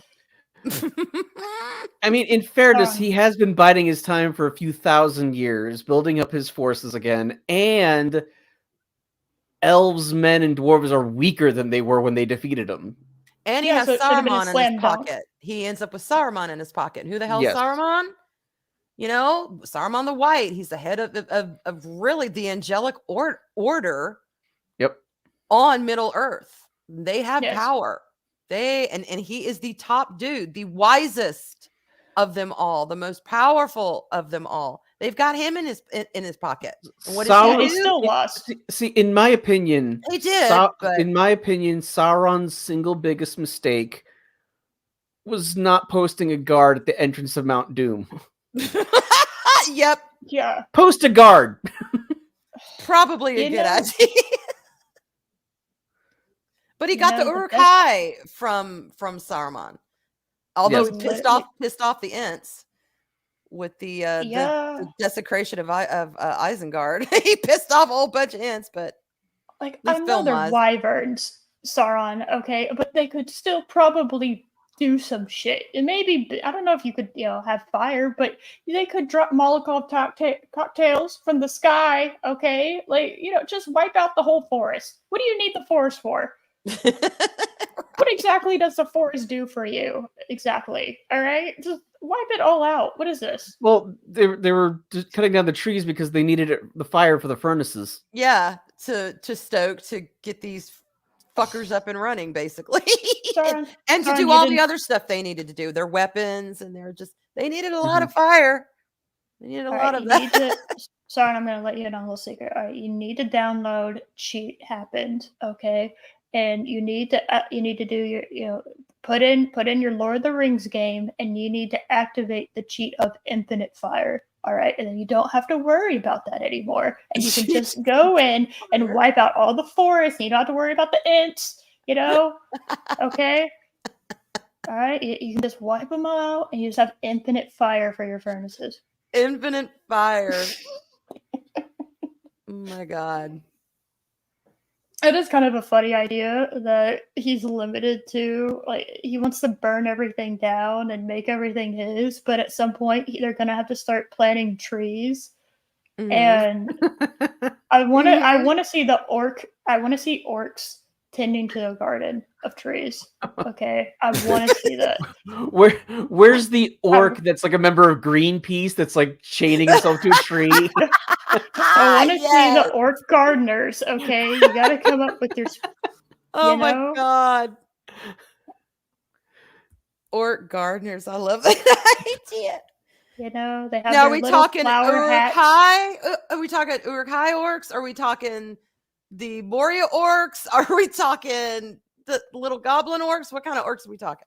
We talking the big bad? No. They're entirely different. Okay. Oh, These they're come with entirely little, okay. Okay. Yeah, they come with little straw They're hats. they're with bred flowers, for gardening. Oh, they're bred. Yes, for they're bred for gardening. Yes, All right. yes. I didn't I make that gotcha. specific enough. Yes. I gotcha. So you Mm. gotta, and that way you can start building trees. It's just, I do find that funny. Like, the only way that Hippie orcs. that Sauron can continue building is if he has wood, and if he runs out of wood, he has to do that, right? Like, I mean, Yeah. he has to replant trees, and you got, just Oh my god. Ah. Yes. it's just, yeah, his whole thing is industrialization. Yeah. It's like, oh, we need to. Industrialization versus just like living in nature and just letting things be, and like the cutting, definitely not allegories at all. The bad guys are the ones using industrialization. Right. They're not bad guys, whatever. But the like anytime that people get too industrialized, they get punished. Like the dwarves get punished with the Balrog for digging too deep and trying to get more mining stuff. too much. Trying Yeah. to pull Yeah. more. Yeah, exactly. What Celebrimbor gets punished, right? Because he's like, Mhm. all the elves really get punished because of trying to make the rings and whatnot. I mean, actually, everybody gets punished because of stupid elves, which is another reason why they have no business fucking off. Like, hey, we all painted the wall in this kindergarten class. You don't get to just sit in the bathroom, okay? Started this mess. You got to stay. You see that giant blue that's covering almost the whole wall? Yeah, that was you, okay? You have to clean that. Just gonna leave because, well, all of your stuff is on top, and in order to get your stuff off, you have to clean my stuff too. It's like, no, get back here. Nope. Exactly. The goblin gardeners. That makes way more sense than orc garden. Yes. I love it. Little trowels and rakes, little tiny hoes, little tiny weed whackers, whatever the Middle Earth version of a weed whacker would be. I mean, that'd be so cute. Growing little dandelions and daisies and shit like that. No, they'd be growing king spoil. Oh, it's sweet. They need to build a wall around Mordor. All right, we're gonna have the elves pay for it.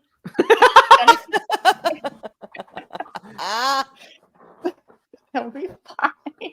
Just that is embarrassing. Like he didn't make one extra orc just to stick in front of the.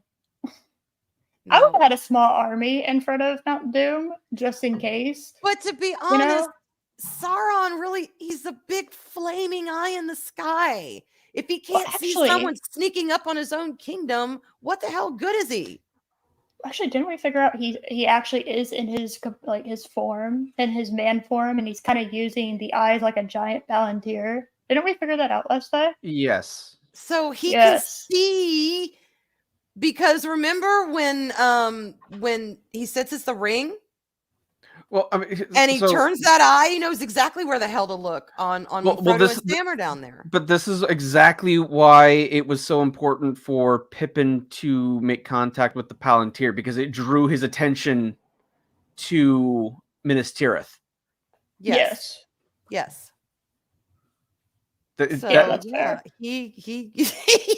how it's used. Because all he knew was a hobbit had the ring. That's all he knew. And so there's a hobbit there. Yeah, so I made so many mistakes, man. I just bad Sauron. All right, you could have won. You could have won. And in his arrogance, when they kidnapped Gollum and they found out from Gollum, Shia, Bilbo Baggins, and they run off. All they know about is one hobbit. Right. The idea that a group of them could be coming into that territory is probably not on his radar. Like you said, he hones in on one hobbit, and that's it. So there are other ones around that can do, which is another thing that makes hobbits really important. What is it Gandalf said? They can remain unseen if they wish to be. Well, the others will remain technically unsaw. Sauron didn't see them. He didn't know about their presence or their existence, so they could get down and do what they needed to do. And let's face it, when in the film, when Aragorn is like, "My friends, you bow to no one," I'm like, hell yeah, they bowed to no one. Those 4 hobbits really are, and yes, especially Frodo being that ring bearer for so long, they really are the heroes of that story. All 4 of them had a part to play that was major at one point or another in the Lord of the Rings, and I don't think that them as a 4 get enough credit. But yes, I agree. You bow to no one, fuckers. You saved us. Yes, Gandalf and Aragorn and everyone helped. I mean, I'm not taking away from their part. Well, I'm just saying, look at all the pivotal things, Pippin lighting the fires, alerting everyone. We need assistance. You've got Merry stabbing the Witch King's, ankle or leg or whatever. What the hell? He got stabbed. He got taken by surprise. You had Sam who got Frodo where he needed to be and who was a ring bearer himself. And then you had Frodo who, yes, at the end he turned. But you even had another little hobbit that we all tend to forget is a hobbit, Smeagol. Gollum knocked him over, and bye-bye ring. So those 4 were so Gollum's technically Gollum is the hero of the story. I mean, really, Yeah, oh my God, yes. He is, if you think about it. He is, because I don't know if Sam could have battled Frodo in that, ring possessed state. All right. I don't I know would've without kicked him off. sacrificing himself. No, I would have know. kicked him off, honestly. Bye, Frodo. Yeah. Toodaloo. Kick. But he also put on the ring, so he wasn't visible. No. Yes, no, true. no. Yes, he did. Yes, he did. And Gollum was like, no. don't give a shit. I'm just going to leap on you and I'll find you somehow. To be fair, he was also, wasn't he still screaming about how he was going to roll everything and take, it was like, you turned invisible, but then you're like screaming. You're like, oh, well. I don't remember in the book. I don't think he did in the film, but I can't remember in the book. It's been a while since I've read that one. Yeah. The last one. I don't remember. I've restarted the first one, so I've restarted Fellowship because this is my favorite time to read these books in the fall. But nice. Yeah, and I love it. And then you've got the prequel, The Hobbit. So really, the entire story, yes, is about good versus evil. It is about higher ideas, but it is also mainly about hobbits. Yes. Well, it's supposed to mainly about just hobbits and who they are. I love that. It represent his friends, like they. Mr. No, I don't do allegories. J.R. Tolkien. Okay, weren't those like kind of like his friends during what was it? Sam was the Second World War. So the first one. He fought in First War. Okay, I couldn't remember which one it was. And like, oh yeah, let's go because woohoo, war and whatever. Yeah. And propagandize the children to signing up to becoming members of the army. Well, Sam was like his gentleman's aide. I don't remember. There is a technical term, but because Tolkien was an officer, they always had gentleman's aide. Or was it because? Yeah, it was because he was an officer, right? He was an officer. His secretary. Yes. Yeah, yeoman basically. Okay, so he had like a manservant, if you will, to help him. And they were in the war together, and it was like that. I don't want to say master servant. But that's kind of what it was, master servant. But there was a bond there. So you just got. Wait, I'm reading it. Potato, dude. Like I give a shit. Everybody knew what I was saying. I'm getting clocked on my words. Rambam is also a Tolkien. I think Andrew. But you know what, Rambam, you knew exactly what the hell I was talking about. So missive accomplished. But yeah, he had that relationship with that man, and again, it was very much officer, non-officer, but there was still a trust there, and a love there, and a respect there that they shared during this terrible time. You see that mirrored in Sam and Frodo, which is why I know, I'm sorry, y'all, they did not be having no gay sex. It was very much a bonding of brotherhood, not of passion. But whatever, go off. I could see a couple times where people got that from. But if there's like 4 instances where it's like, I mean, I could see where you're coming from when it comes to certain things. But then like literally the rest of the time, I don't see that. It's like, I also, it was written in a different time where different things were there's a relationship too, that wasn't considered gay at all. That was just considered they were brothers in arms. Yeah, that wasn't considered, that wasn't like exactly. It's very different.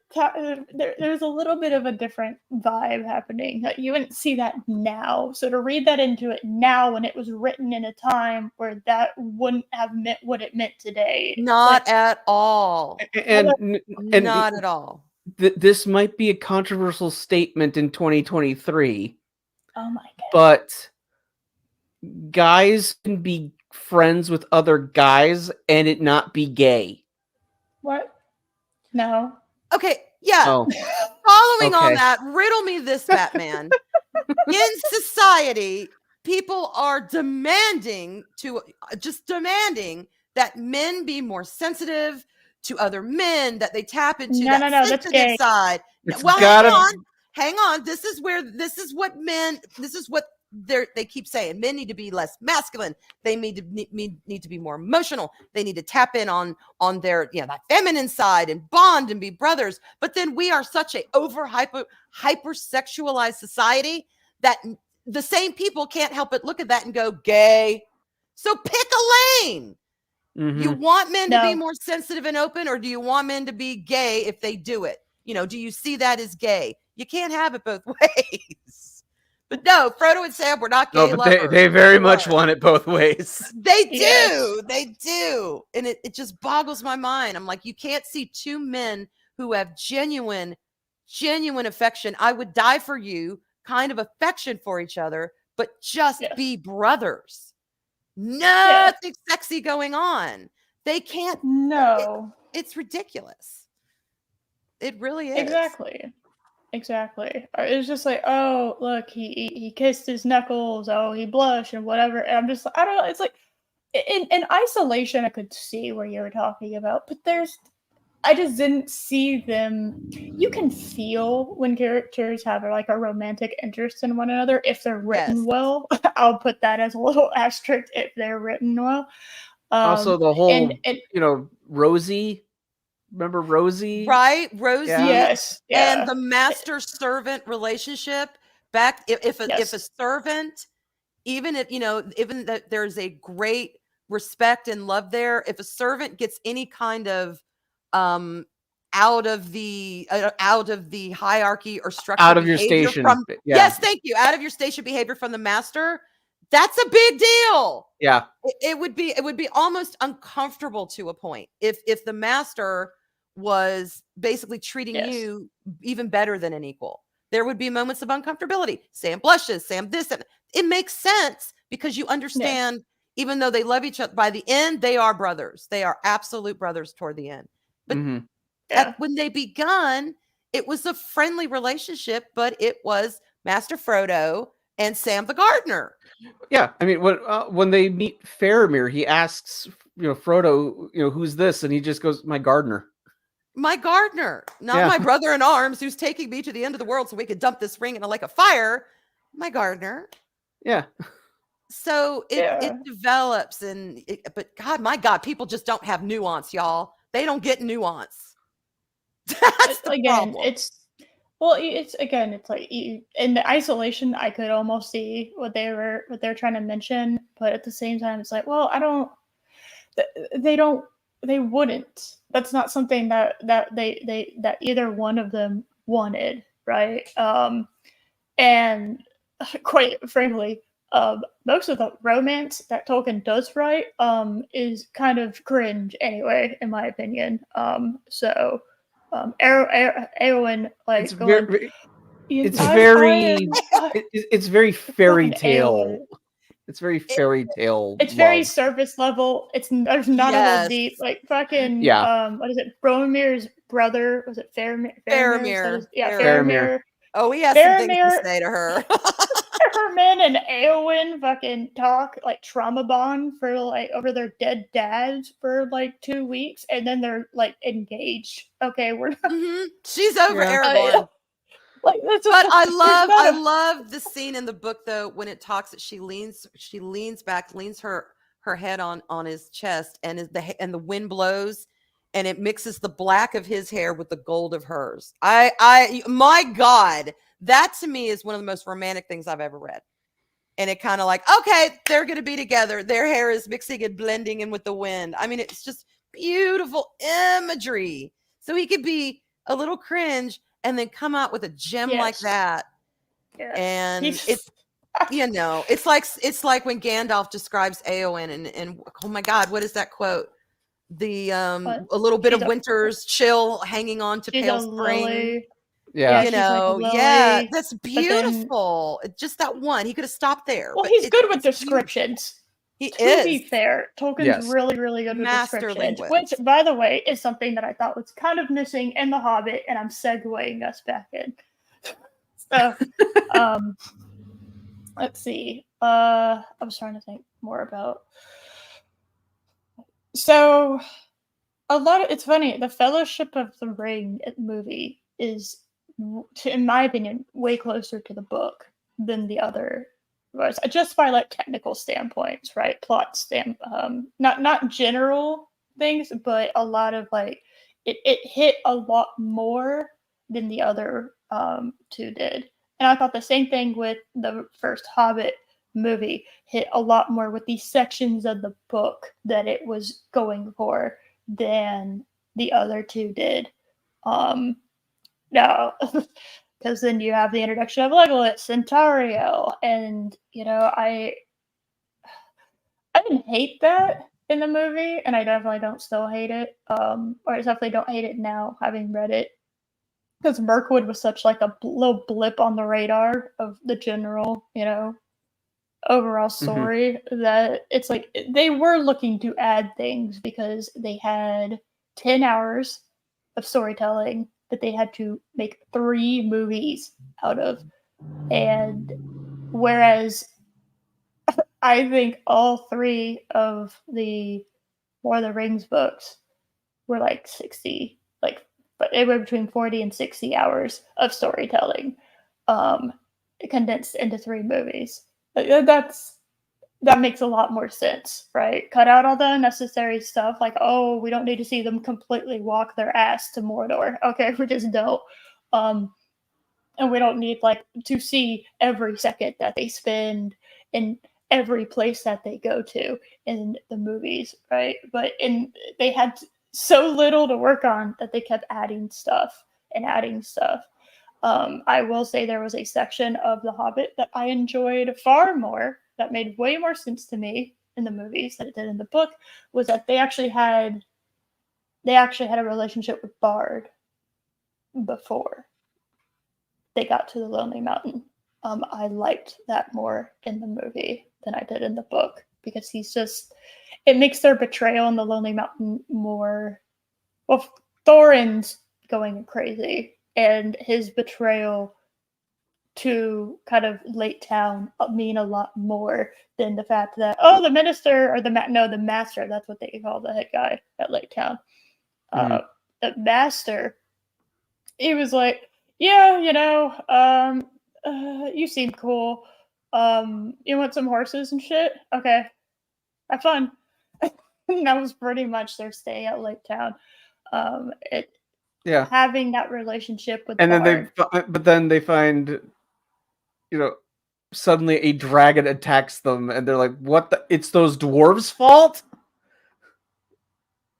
Yeah, See, I actually kind of like that in the book a little bit better, because you like that they cut out like that. There is no relationship between them and Bard, yeah, or like why?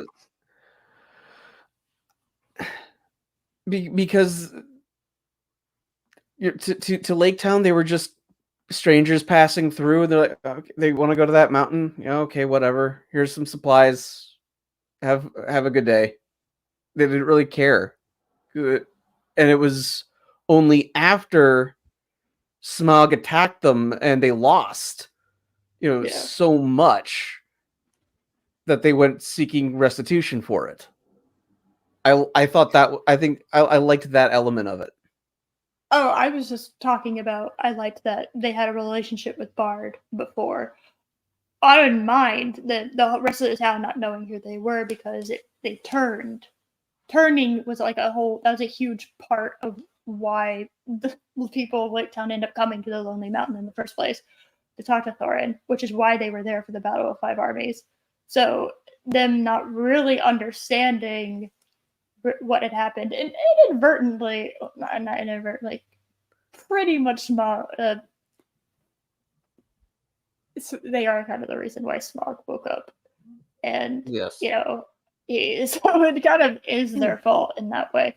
I think I liked them having a relationship with Bard, and having like the Black Arrow, and seeing that, and that I liked that embellishment more. And then we can have like the rest of the book where like the people don't know that they're who they really are and don't really understand it as much. If we could combine the two, I think, in my opinion, that would be stronger.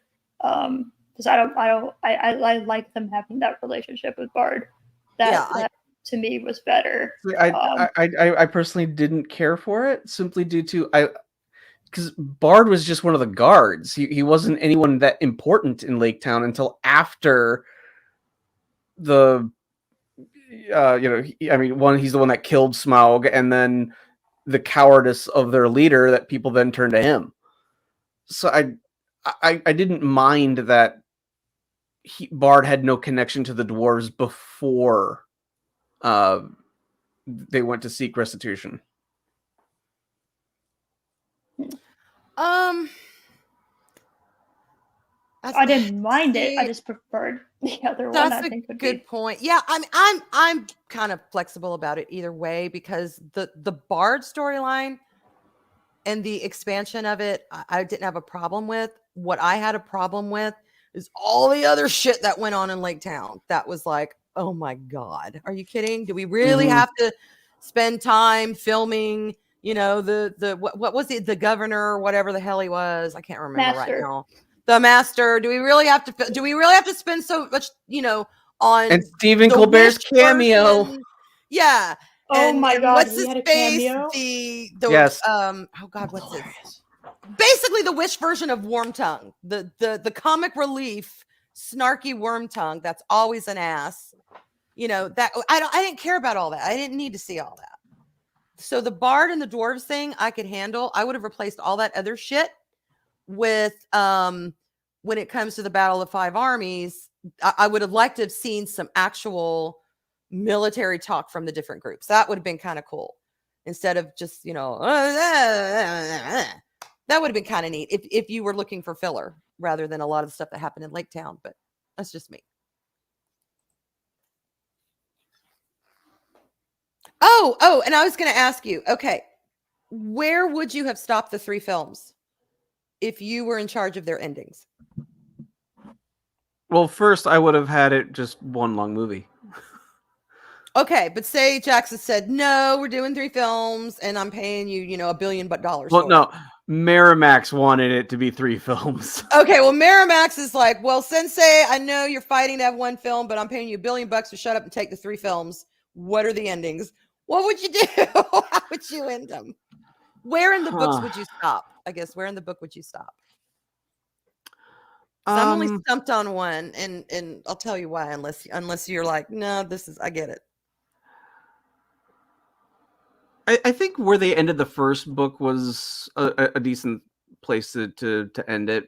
Kind of after they, before they headed off to after the trolls. I thought that was a good place to end the first one. Yeah, I agree. The second one, I probably would have done it with the actually have the desolation of Smaug be in the desolation of Smaug. Okay. And then and we see Lake Town just devastated, and the people look up to the Lonely Mountain and just they caused this. Okay, so that would be because that's what I was thinking. I'm like, it should have ended with Smaug's death, and like you said, the devastation of Lake Town. I'm like, but would people think, oh, that's the end, or would they? How would you do it to get that hook to have them continue into the next film? And that's a good idea. Yeah, zooming in on Erebor, y'all caused this, is your fault.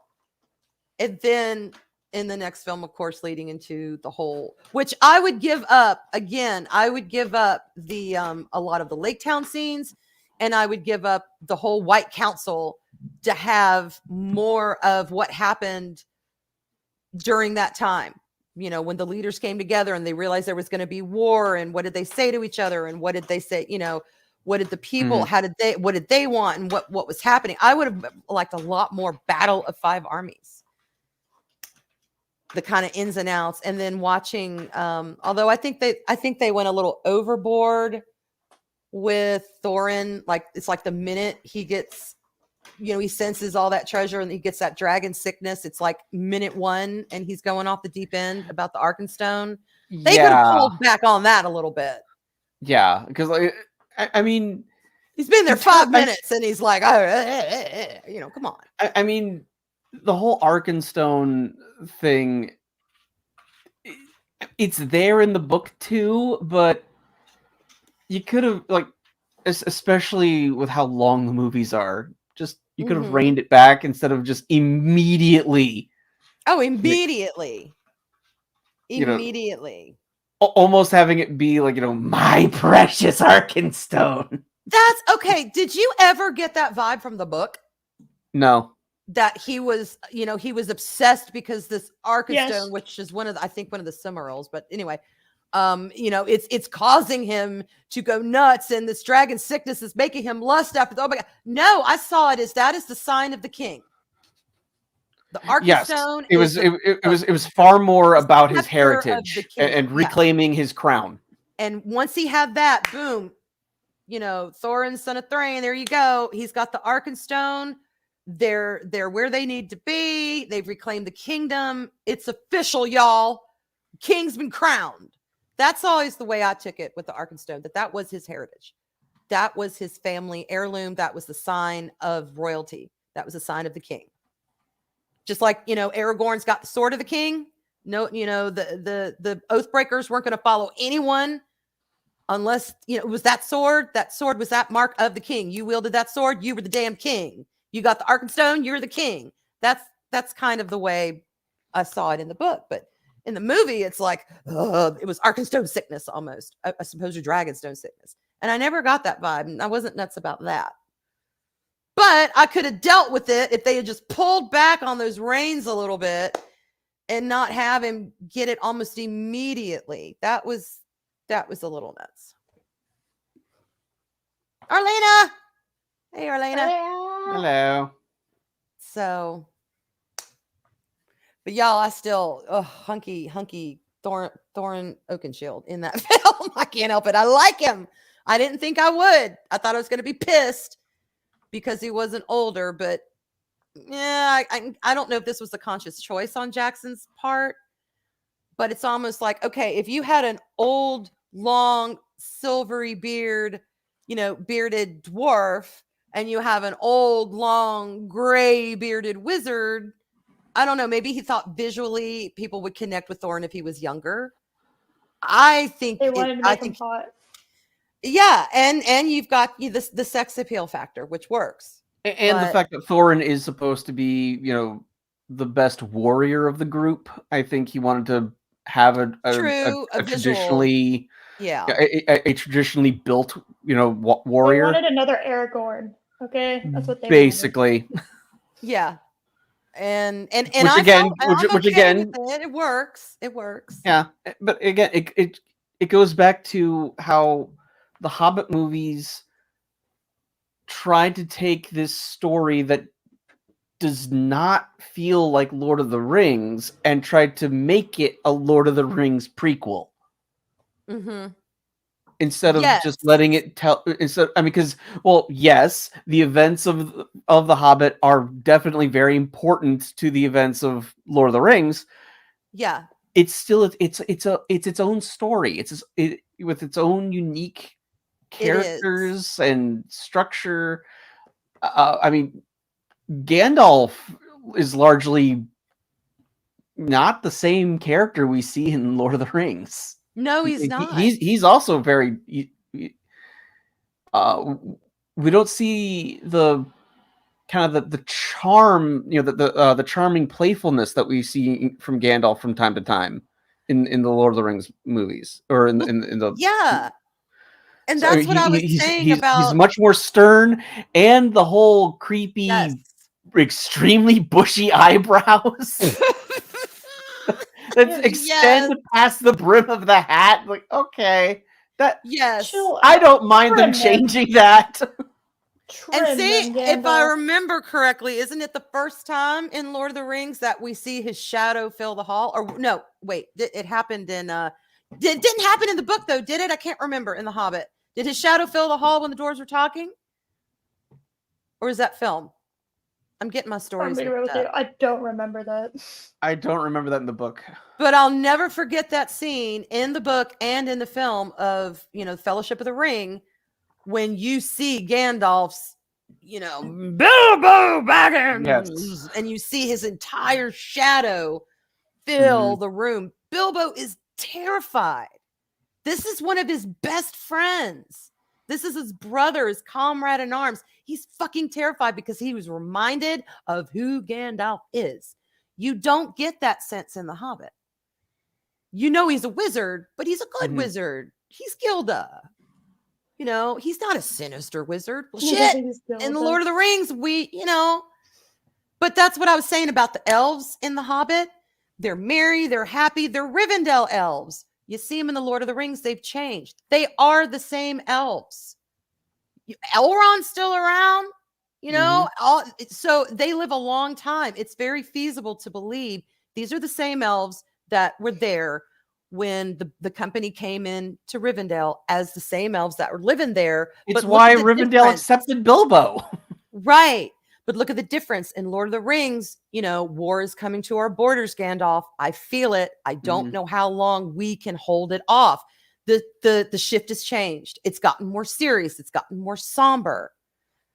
So you can see a Yeah, progression. the But we magic of the don't need elves. Legolas in The Hobbit. But we don't need, because Yeah. you first meet him in Lord of the Rings. There's a pattern for everything. And if you go backwards, to me, it screws up that pattern. Yeah, he was probably there hanging out in Mirkwood. He is the prince. Yeah. But it was unnecessary. We did not need to see him. This is Bilbo's story. This is Thorin's story. This is, Feely and Keely and Oin and Gloin and Biffer and Bomber. It's their story, not Legolas' story. I would have accepted if you had just given Orlando Bloom a cameo, just have him there, and one or two So much lines, because Legolas he's one of the Mirkwood elves, so he was there probably. So just have him have a little cameo, and then that's it. You could have him keeping guard, one of the guards on the dais near his dad when they drag Thorin in to talk to him. Yeah. He could just be there positioned without really saying a whole lot, but his presence would be like, oh, that's what Legolas was doing during this time. And then he could go off and, he could give an order and they could go off and do their thing, never to be seen again. That would have been cool. But they didn't do that. No, we had to do this whole love triangle with Legolas and Evangeline Lilly. Yeah. And the handsome dwarf, apparently. Yep. I believe that was Keely. Did anyone else not feel like at all in the movies like Legolas actually wanted to be romantically involved in there and only was trying because his dad was going to make him? Did y'all get that at all? That it was kind of more like, son, you are going to hit that. That's an order. It's like, I don't know. Like, I just never got any vibes from him that he actually wanted to be with her. I got more sexual tension between her and Thranduil than I did Legolas, to be honest. Oh my God, you too? Like, oh no. Yes, but she's like, I didn't think you'd give. He's very fond of you. I didn't think you'd give him to a lowly. There's a fanfic. I wouldn't. I wouldn't. And I'm like, oh, I could cut the sexual tension with the knife. He wants her, but no, he can't have her because he's like king. Being cuffed in the corner, just awkwardly. It's like, okay, it's true. It's true. But no, I never felt anything between her and Legolas. Just a couple of surly looks that he throws her way when she's talking to the dwarf in the dungeon. But other than that, I didn't really feel he gave a shit. Dad told me you're mine. Why are you hitting on that dwarf? It's like, other than a possessiveness kind of thing. She's my general or whatever. I don't know. Yeah, the whole romantic thing was just, I love it, but it could be cut and I wouldn't have missed a thing. I wouldn't. Yeah. And that's me. And I love romance. I love cheesy romance, but I don't care, man. Give me the Hobbit. You know, I don't know. Yeah. So, trying to think. What else?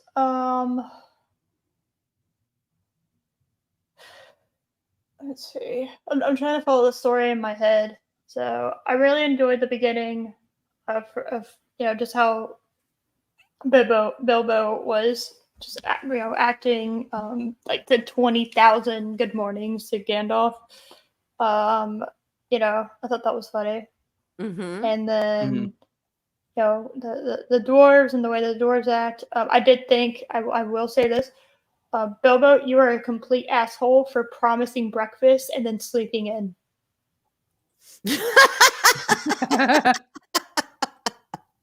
Well, the dwarves kept him up all night singing. He promised breakfast. I don't make the rules. Oh my God. Yeah. They go to Rivendell. They go through the goblins, and no issue with that on either side. Oh, the trolls. They also had the trolls. I don't have an issue with the. Mm-hmm. It's kind of like I don't really have a big issue until we get to Mirkwood, and then the problems start happening. I will say too, though, and this has been mentioned before, is the Necromancer storyline that happens with Gandalf. I actually really liked the Necromancer storyline that happened, but from what I can gather in the book is that storyline should have happened before, and so I think that belonged in like a short movie. Like that didn't belong in this story; it belonged in like its own story. Interesting. That's interesting. Yeah. Because it's very strange. It's like, oh yeah, everyone knows about the Necromancer. It seems like everyone already knows about it in the book. Yeah, I mean, no, I was agreeing with you because it's very much like we know about the Necromancer. Yeah, that'd be a neat short little. Yeah, that should have been somewhere else because it doesn't make. Given the timeline that we were given in the books, that already happened. So it's very odd to have that intertwined with the rest. It doesn't seem they did a lot of extra work to make it fit in the book in the movies.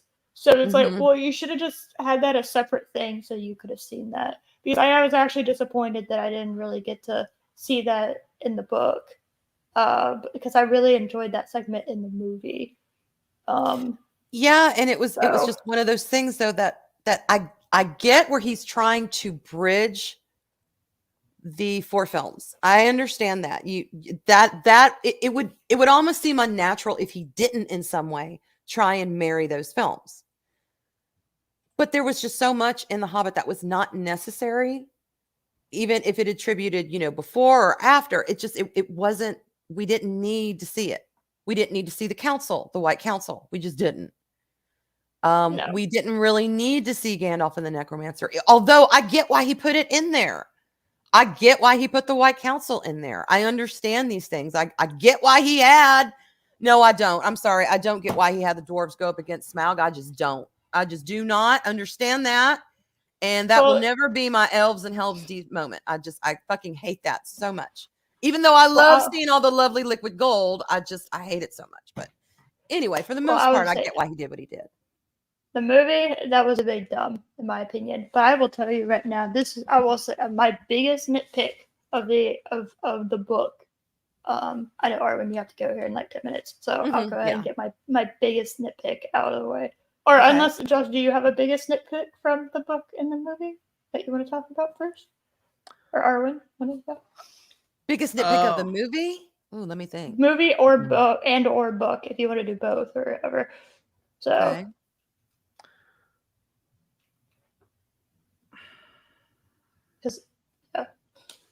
Probably Terrell.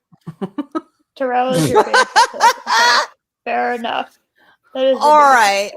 Yeah, because my biggest nitpicks come with the things that were not in the book. Or things that it's like, yes, the dwarves were there waiting for Bilbo, and he probably thought, well, the dwarves need to get some action. People want to see action. against the dwarves and Smaug, because we came all this way in the journey of this film. And I get it. Book medium versus visual film medium. I get why he did it, but damn, I just hate it. I just hate it because it was like, Bilbo was the one who lured Smaug out. They didn't go in and fuck with him.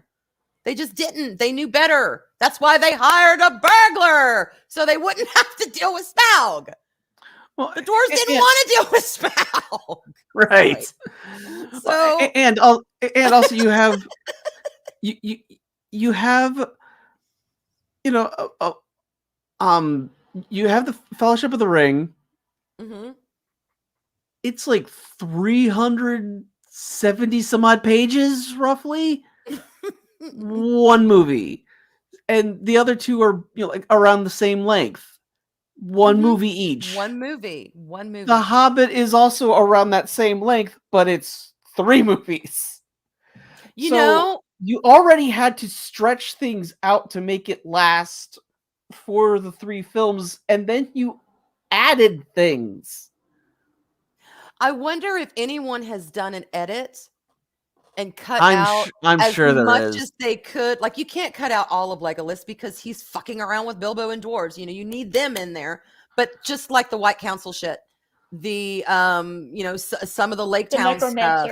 We got the Necromancer. Yeah. What movie would it?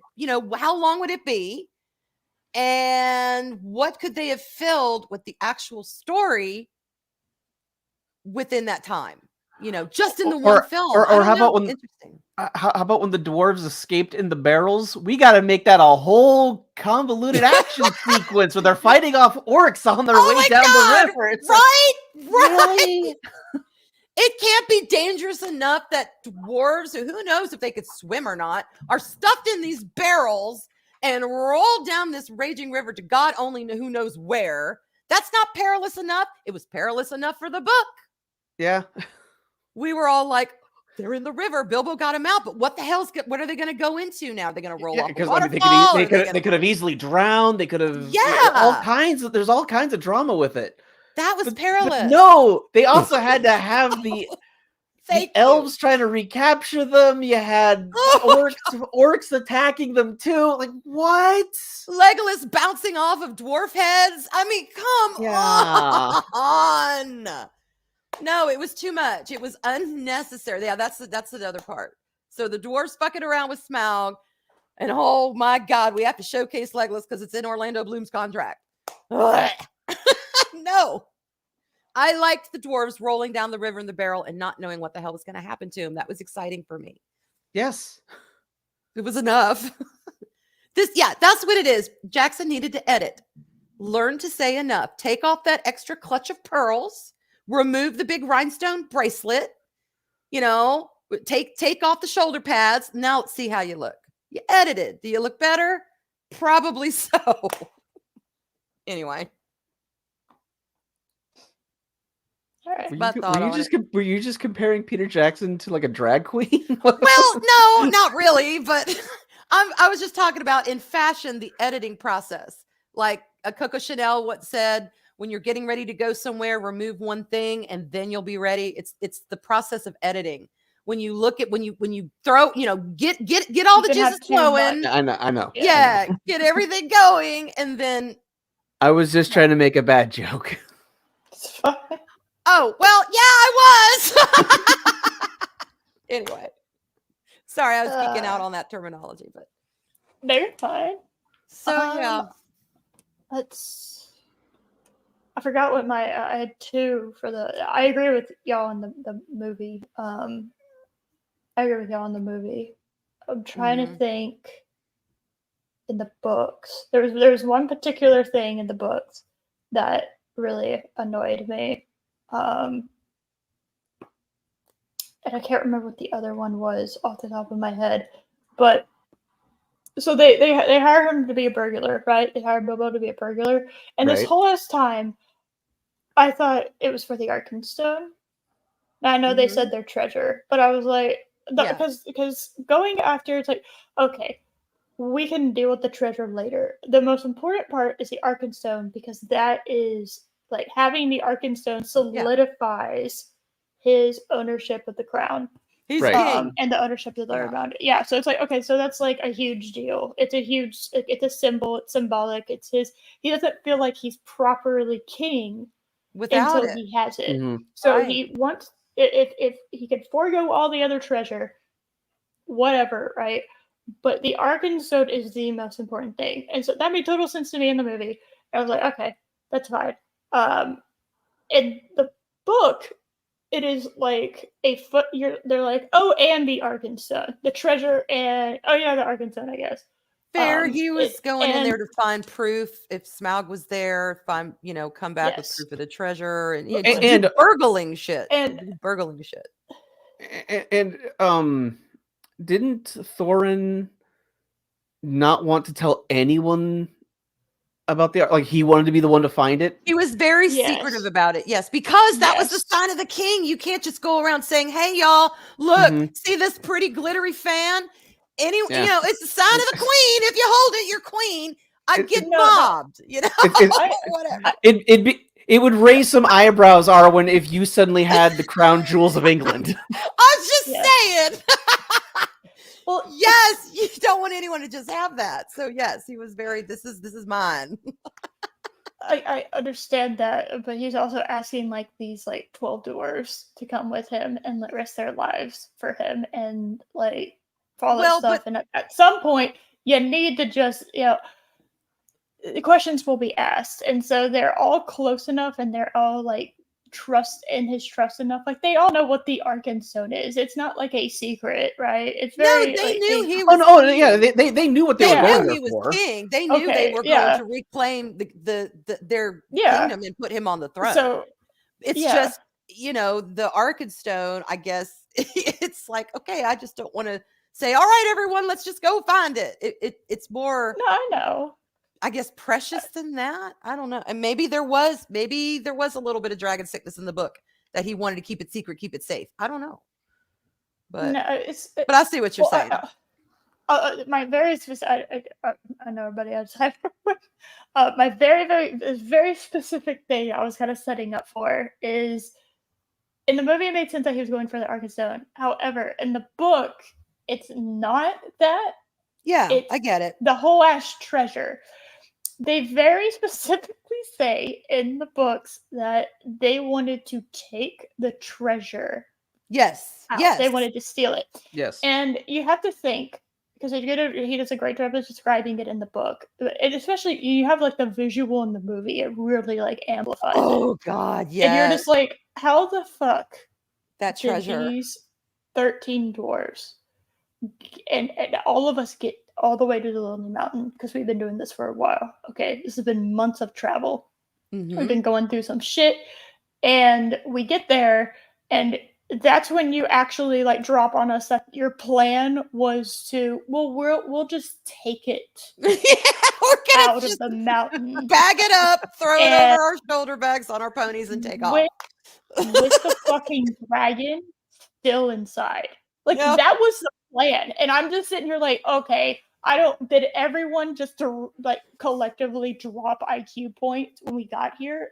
Did no one think this through? We had all these months of traveling here, and nobody thought, maybe that isn't a good idea. Like maybe we need to have like a plan B. I don't know if that's quite what we Can we Yeah. make a new Arkenstone or Just Well, going after the Arkenstone, I have no issue with specifically that, and then we can get the treasure after that because I have the right to claim my throne, and then okay, once we do that, then we can go after the other shit. No, it was more like if we find the Arkenstone, that's fantastic, but the main thing is the treasure, and we need to get the treasure, literally bag it up and move it out of the mountain. It was like, I took it in the What? book. I took it more in the book. I took it more as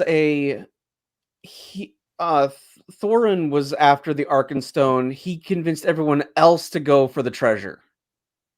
okay, but the plan was still to move the treasure out of the mountain. Yes. That's stupid.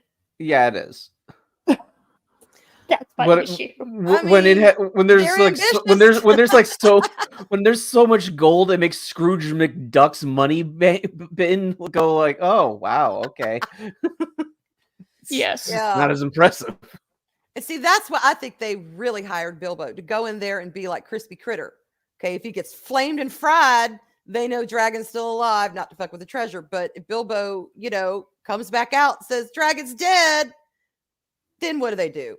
Yeah, they've got access to the treasure, but the vast wealthness of it is just, damn. Mm-hmm. It's a lot. Hey, you have to go, Ivan? I do, y'all. This is fun. I could sit here and yak for this for another 3-4 hours. I love talking The Hobbit and Lord of the Rings. But yep, I need to go. Thank you for having me on. Yeah. Harrison said Thank so. you I for love y'all coming. so much. I do. And I'll be Yes. around. So, Yes. yay. All right, y'all have fun. Bye. Bye, everyone. Bye. You have been promoted. Yay. You're welcome. Oh my goodness. Yeah, that was my main. I wanted to talk about that. I had to stop reading for like a second, and I just go, "This is the stupidest plan I've ever heard in my entire life. I cannot believe that we got here and that was still the plan." That's embarrassing. Yeah. Again, it is a kid's book, so I'm willing to give some things a pass, No. but it is still it's still an issue. Well, there are certain things where it's like, okay, I can excuse for kids' book sakes, right? I'm not budging on this one. That is embarrassing. Okay, that is an embarrassing amount of stupid that the dwarves are exhibiting. Nobody thought this through. It would be one thing if they had heard rumors that there wasn't a dragon, and they were hoping, and basically they had convinced themselves over the journey that there was no dragon. That would have been one thing. That's not what happened. Or they didn't believe a dragon. Yeah, Or, yeah.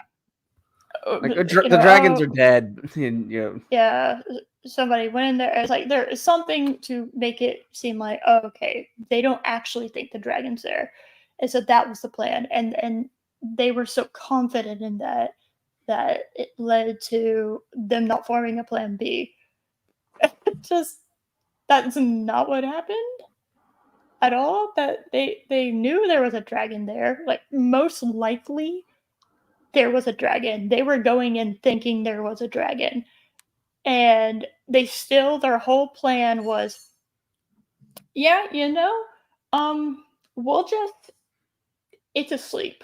And people have never ever been known to wake up when somebody's in their house, when they're asleep, ever. That's never been known to happen before. Especially a being of that magnitude who has obviously amplified smell, sight, hearing, because it's so big it can hear more because it has larger ear canals and nasal, all that kind of stuff. It's like everything's bigger, so it's going to, and it's quiet. There's no other real sounds because the dragon has scared away everything. So it's like it's going to hear and it's going to smell things no matter how deep of a sleep you're in. It's going to, because of the scale difference there. And I just don't understand why they thought that we're just gonna steal it. We're just gonna steal. We're just gonna steal it, and it's gonna be fine. And we'll just take it around the dragon. Don't worry that the dragon's probably also has shit underneath it that we're gonna have to figure out how to dig that around. It's just, that to me almost seemed like he forgot to change it in the final draft. It didn't feel like that was what it was should have actually been as the plan. Because it's like, oh, so these aren't just like 7, I don't know, marauders, or like not 7, but like 13 marauders and ruffians, just bandits, like not exactly like who you would expect to be like super intelligent but want to steal shit. That's not who. That's not you. You didn't accidentally stumble into like the dumbest treasure hunting party ever. Okay, you have a whole bunch of like very distinguished, highly decorated dwarves, and one who is going to be king of a region. All right. I'm expecting more from them. I am not expecting your whole ass plan for getting the treasure is to steal it piece by piece around the sleeping dragon. Just no. I refuse. That is an unacceptable plan. Yeah, you would Yeah. the amount of space they would need. And also, I guess they forgot dragons fly. So what happens if you get all that treasure out somehow magically? The dragon then wakes up to an empty cavern, which would have been really funny. But then obviously you're gonna have to put it in the forest because there's nowhere. They can't just haul it off to like some other dwarf. Like, there's no dwarf lands really conveniently nearby that they can just hide it in, right? There's just like a forest and like a lake, so there's no real good hidey holes for them to like hide it in. I don't know. None of that made sense to me, and it bothered the hell out of me. I remembered what my other so that was the most annoying thing from the book that bothered me. I will say one thing I did like in the movie compared to the book, because this also kind of annoyed me a little bit. I have no issue with there being magic birds. Oh look, magic thrush Yeah. tells Bard, "Hey, bitch, it's time." Um, and it's like, okay, him going and shooting the arrow, with the arbor, the missing scale, I have no issue with that at all. I do have an issue with him obviously never having done this before in his entire existence, and him doing it the first time. I have an issue with that. That's very child booky. So in a way, it's kind of like, all right, fine. But in another way, it's like, okay, no. In the movie, I liked that he tried a couple times and he fucked it. And it's the last one, which is also very, very child booky. We got the last chance and he does it. Like, I don't know. I think him having like a couple more, it was fine. Him fucking up a couple times, and not just, hey, we only have one, and I'm going to hit it on the first try, kind of thing. I liked that better. Now maybe I'm misremembering the movie, but I could have sworn he fucked it up a couple times, and he had a couple to spare. But I don't like the woo, we did it. His arrow is true, and whatever, and so on and so forth. So that was just my opinion there. That's one of those little nitpicks that I have just in general with things that do that. It's like, yeah, he he's never fired an arrow in his entire life, let alone that one. Has never used the arrow, the launcher, ever, not one time, and does Right. perfect shot. While it's so, not only is it a moving target, which just exponentially makes things more difficult when what you're trying to aim at is a moving target. But also, it's a fire-breathing dragon that is literally setting shit on fire all around you. And so you have to keep that in your mind, right?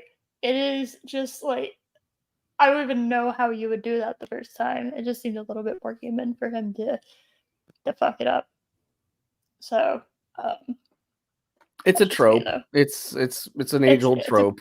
Yeah. It's a trope, and it bothers me. And it's funny because its sister trope is we fucked it up a couple times and we did it on the last one, right? Oh, we had 3 seconds until the bomb was just so yeah, that's a trope too.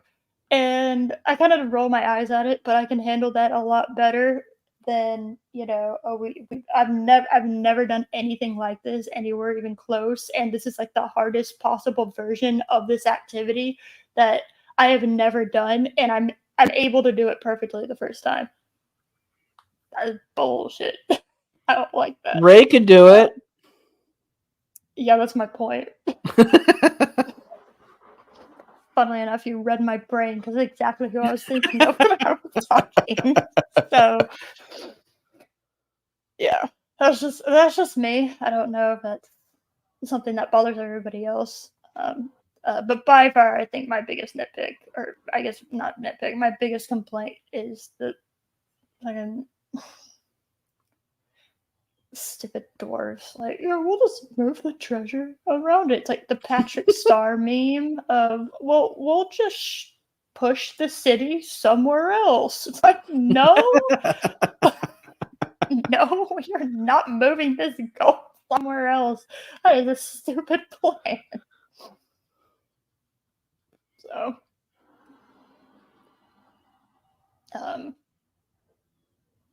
and yeah, Thorin, pay up. It's totally your fault that fucking Lake Town got obliterated. Pay up, bitch. And they're like, well, I don't owe you anything. Well, your actions directly led to Lake Town being destroyed. Don't be an asshole.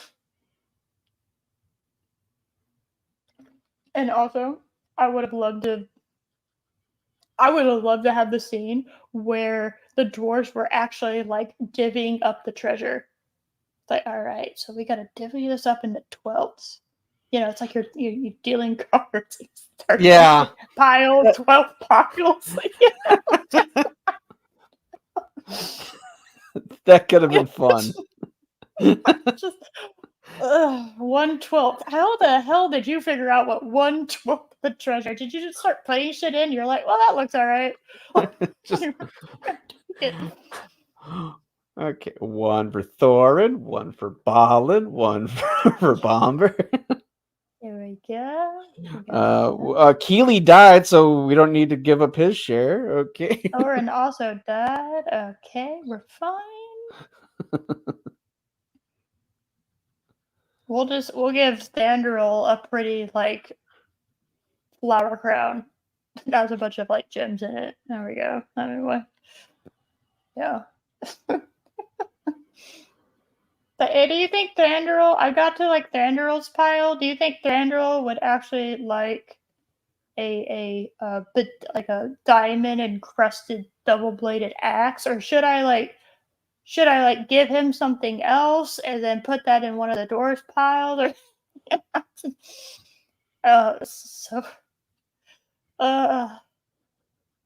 1/14th. I've been saying 1/12th. Yes, 1/14th. You're right. This is true, yeah. Yeah, Smog was even calling out their plan. He was like, how did you actually like plan to get this shit out? And it's almost like it wasn't until Smog said that Bilbo was like, huh. I didn't actually think about that. Like, no one did. The fucking dragon that y'all thought was going to be asleep is over here just like, was that really your plan? No, really. Are you fucking with me? Was that your plan? Do you not know who I am? Yeah, it's like, what? I'm kind of embarrassed. Honestly, I think I just want to see y'all try to do that.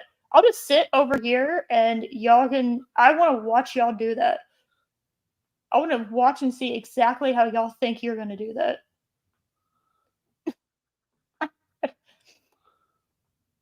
That's embarrassing. I don't know how y'all got all the way here. Yeah, okay.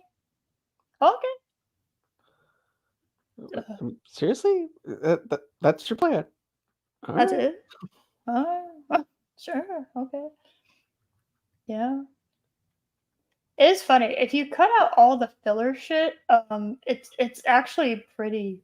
I would say pretty dead on to the books. You just have to cut out Legolas. You have to cut out Tario, Artario, whatever her stupid name is. You have to cut out, like I said, you can take the Gandalf necromancer stuff and you can make that its own separate thing. Make it a short You story. actually, yeah, it literally doesn't change anything because he had already found Thorin's dad. Like there, that whole sequence took place before this book did. So it's very strange to have it in this. And I don't even know if it was done correctly because I don't know if that was a story that ever actually properly got told. It was kind of loosely told, but not like explicitly told, so that I could measure the accuracies. Um, I don't know. So Offhand, I don't know if that was ever properly told. no, I don't know. I just so it's like I can't specify whether or not I feel like there's some parts where like Saruman definitely did not fucking show up and get out of here. No, Saruman did not show up there. I can already tell you that. Yeah. Elrond I would believe would come, but I don't even know if Galadriel would come. Maybe for Gandalf. I could probably like if it was Gandalf who asked her, like that might be the only person who could drag her ass out, you know. Should have been focused on. Thank you. Oh, I had a good point. Josh, I did it. Yay! Yes, that's what I like about them. That is a part of the movie that I think that they. I don't know if that was Tolkien's intention in the book. It kind of seemed like he was sort of aiming for that, but it wasn't like. It wasn't made so. It wasn't made explicitly like that is the real first mission. It was the first objective. We will get to that next objective, which is getting. So it's like that will officially make me the king of the mountain, which then gives me the right to go to war with like and hold the Lonely Mountain and reclaim it. Because it's like I technically don't have that right without the Arkenstone. Correct. It's like, okay, that's fine. That's fair. Like you want to make this a big ceremony. Whatever. That's your fucking customs. That's like I'm not gonna shit on that. That's fine. Because it's like, oh, I need Arkenstone in order to do that, and in order to claim the mountain, and then if anybody wants to fuck with me or try to get my treasure or whatever, I can just be like, yeah, no, this is my house, bitch, be gone. That makes sense to me. That's not really how it is in the book. It's like, I want the Arkenstone. That's kind of why that's one of the main reasons I'm going. But one of the other main reasons is I want that treasure. Again, in the movie, it is okay. We're gonna get the Arkenstone. The treasure can be done. We'll figure that shit out later. But Right. yeah.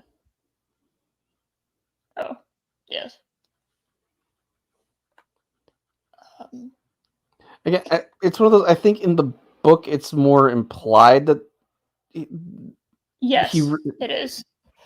But yeah, I will agree. The book should have focused more on the Arkenstone for Thorin. Yeah. I actually to the point that I didn't even know the Arkenstone was going to be in it, and I don't know if I just missed that in their discussion back then. I might have missed them talking about that. I didn't think I did. But it was like I didn't even really hear about the Arkenstone until they were in the Lonely Mountain, and he was like, It's mentioned before that. Is it? Pretty sure. Was it on the journey? I can't remember exactly, but it was later than I thought it should have been. That's what I remember. It was later than I thought it should have been mentioned. Again, I understand. Pretty Was sure it in it was. Paxton? Pretty sure it was mentioned, yeah. Was it? Okay, that might just be me fucking that up because I wasn't listening properly. I've definitely never been known to not to do that, so that definitely hasn't happened to me before. Huh? What'd you say? Huh? What? What?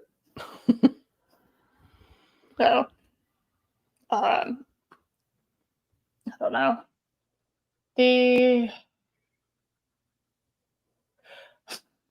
Am I allowed to be mean? I might be mean. Sure. Okay. Why the hell was there a such a fat dwarf invited to this party that he made everything more difficult?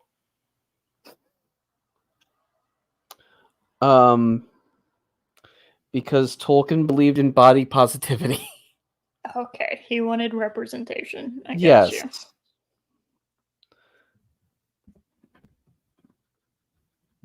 I mean, Okay, what else could it have been? I actually don't know.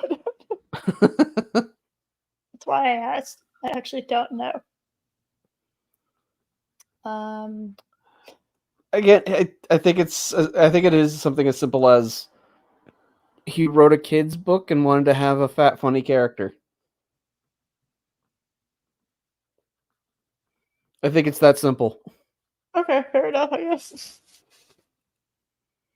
I actually didn't really find him that funny, especially towards the end where it was like, no, literally, he is so fat we cannot. He's like impeding us. Yeah. I mean, when he fell asleep, they had to figure out how to drag him. Yes. Trying. Is there anything? Tauriel being her and Legolas actually cuts out a lot of filler, particularly in the second one. The Battle of Five Armies, them being there really wasn't a whole lot of filler. That didn't really add a lot of filler.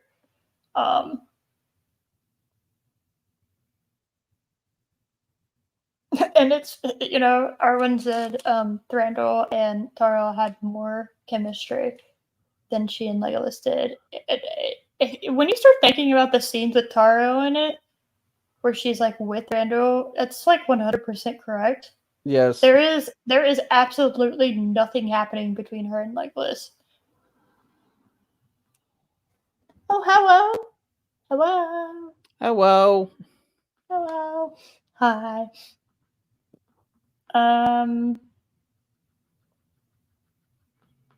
The barrel scene. I mean, it's totally fine of them just going down the river and not actually fighting. They're not. I hated it that they added to that because it's already an action-packed sequence.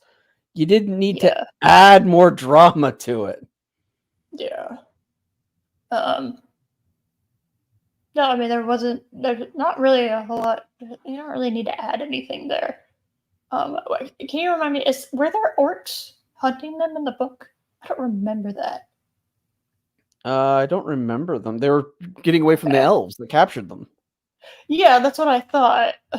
I don't remember elves. I don't remember orcs being there. Okay, yeah. So the additions, so to say, the additions involved. So there's no additions to the beginning. There's really no additions to the trolls. They're really the addition, and so the additions kind of start in Rivendell. Rivendell, you had the Council of White and the Necromancer talk. That was the main addition for that. And then you get the addition of, was it Asmog? That was his name? The white orc? Yeah, Asmog. Asmog I think he's mentioned once. He is because I remember that. And it's implied that he's dead by that point. Yes. Thorin's not, seeking revenge for the death of his grandfather specifically from Azog. He just wants to reclaim the crown. Yeah, there's absolutely no. I have no issue with him wanting to return back to his homeland. No, that's fine. I have no problem with that. That's That's all you need. You didn't have to add like, oh, also there's a white orc that we hate. It's like, okay, I didn't really need that. I thought it was a cool character design in the movies, but it wasn't unnecessary. No real. There wasn't any add to the golem stuff. There wasn't a real adding to the goblin stuff.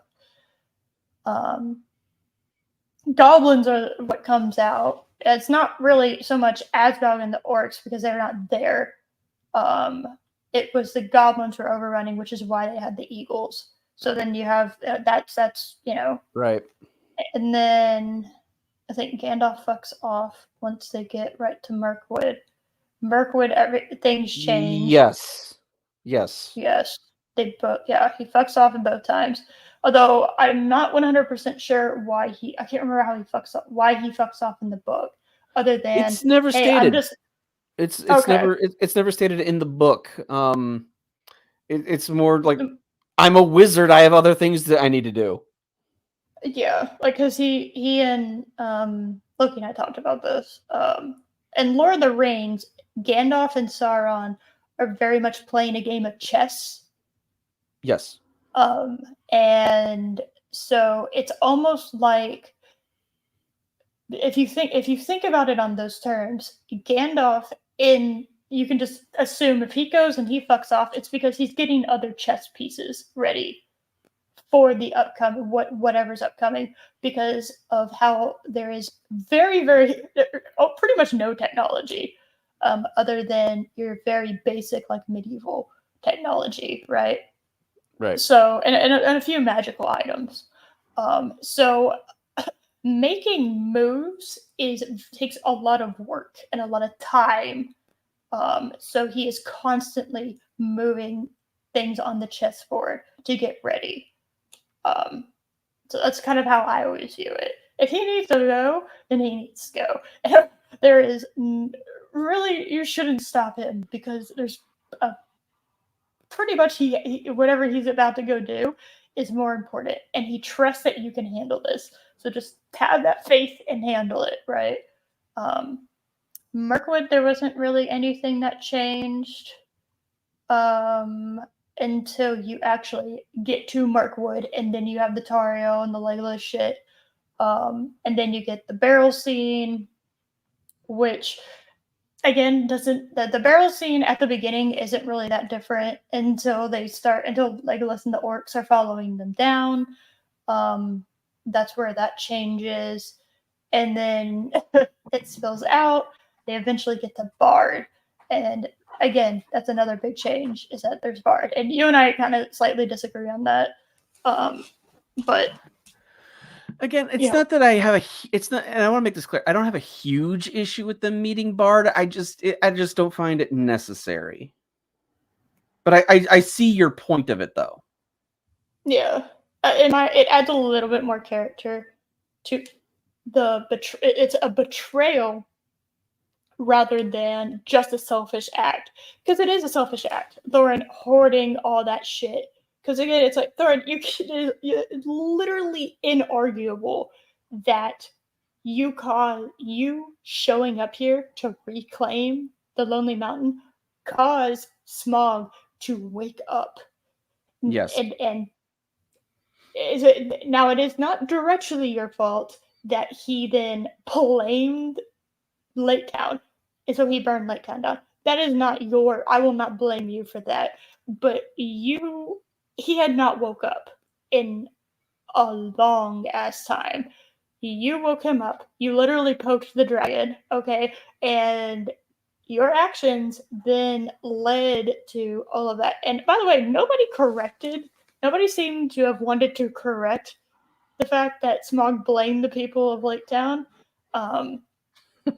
Even though he was like, hey, yeah, I know dwarves are there because of the ponies, and the ponies were given because of the Lake Town people.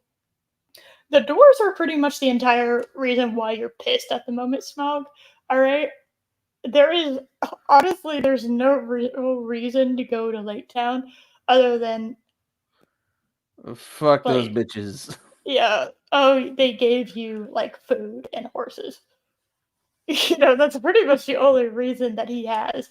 And nobody really does anything to convince him otherwise. They kind of just let Lake Town, like, okay, well, well, whatever. I guess we can't do anything. And in a way, they can't. But at the same time, they didn't even really try to do anything. And I do find it really annoying that Thorin just thinks, oh, well, it's just not my fault. It's like, no, it was. It was kind of directly and indirectly your fault that this happened. And because of that, and also they took care of your dragon problem. So even if Smaug had it burn down Lake Town, they took care of your dragon problem. Quite frankly, you owe them some shit because now you can actually occupy the Lonely Mountain. So you just being a king without a kingdom is useless, okay? You have your kingdom because of these Lake Town people. They deserve to be compensated. And I think the added previous relationship with Bard adds another layer of complexity to that and shows you just how fucked Thorin had got, like how far Thorin had gotten in such a short time. Dragon sickness. I'm perfectly fine with the dragon sickness of the gold being a thing. I think one of the defining flaws of dwarves that has been shown like multiple times at this point is greed. Is their like fatal flaw as a species? Yes. And to see that again happening, it's like they have to actively fight against it, right? Mm-hmm. I would say pride is probably the elves' fatal flaw. They have a fuck ton of pride. By God, like they just, and I there's a little bit more context in the movies, which is like, which makes it even more fucked up. But I don't need all that extra context of, hey, Killy or whichever one got infected, Bard helped, right? Bard helped, kind of helped nurse him back to health. So it's kind of like even your kin has been helped by them. I think just having that little relationship of kind of keeping them low key and getting them to the master, they don't have to go on a whole bunch of shit. They don't, quite frankly, having the master give them the weapons and all that kind of stuff, that's perfectly fine. They didn't need Bard to do that. That's kind of dumb. Just having that little extra with Bard, that little extra, and even promising him before, just like, you will be compensated, blah blah blah. The breaking of the promise and the breaking of that, and that betrayal, I think it only adds to it. I don't think it takes away from it, just in my opinion. But at the same time, the story is, I mean, it is fine. It's fine without it. And I don't think I would have wanted any more had the movie not given me that little extra, right? So I like having a little bit more complexity to sink my teeth into. So That's fair. Now, this is a very, very, very important question, and it goes to our polar bear in the chat. What? So, Snorty, what is your opinion of Smaug's ability to hibernate? Because he slept for centuries. So I think this is a very important question.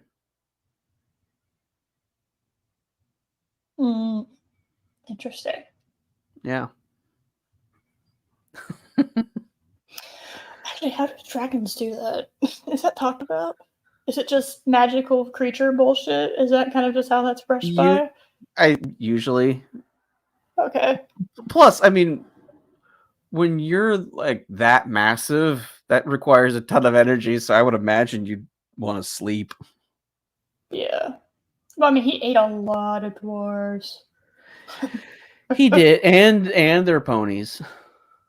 Oh my god, he went into a post-Thanksgiving dinner coma for like 4 centuries. That's hilarious. Actually, it's probably more like 2, but whatever. Oh, there we go. He is an impressive snoozer, but his choice of beds is questionable. I will agree with that.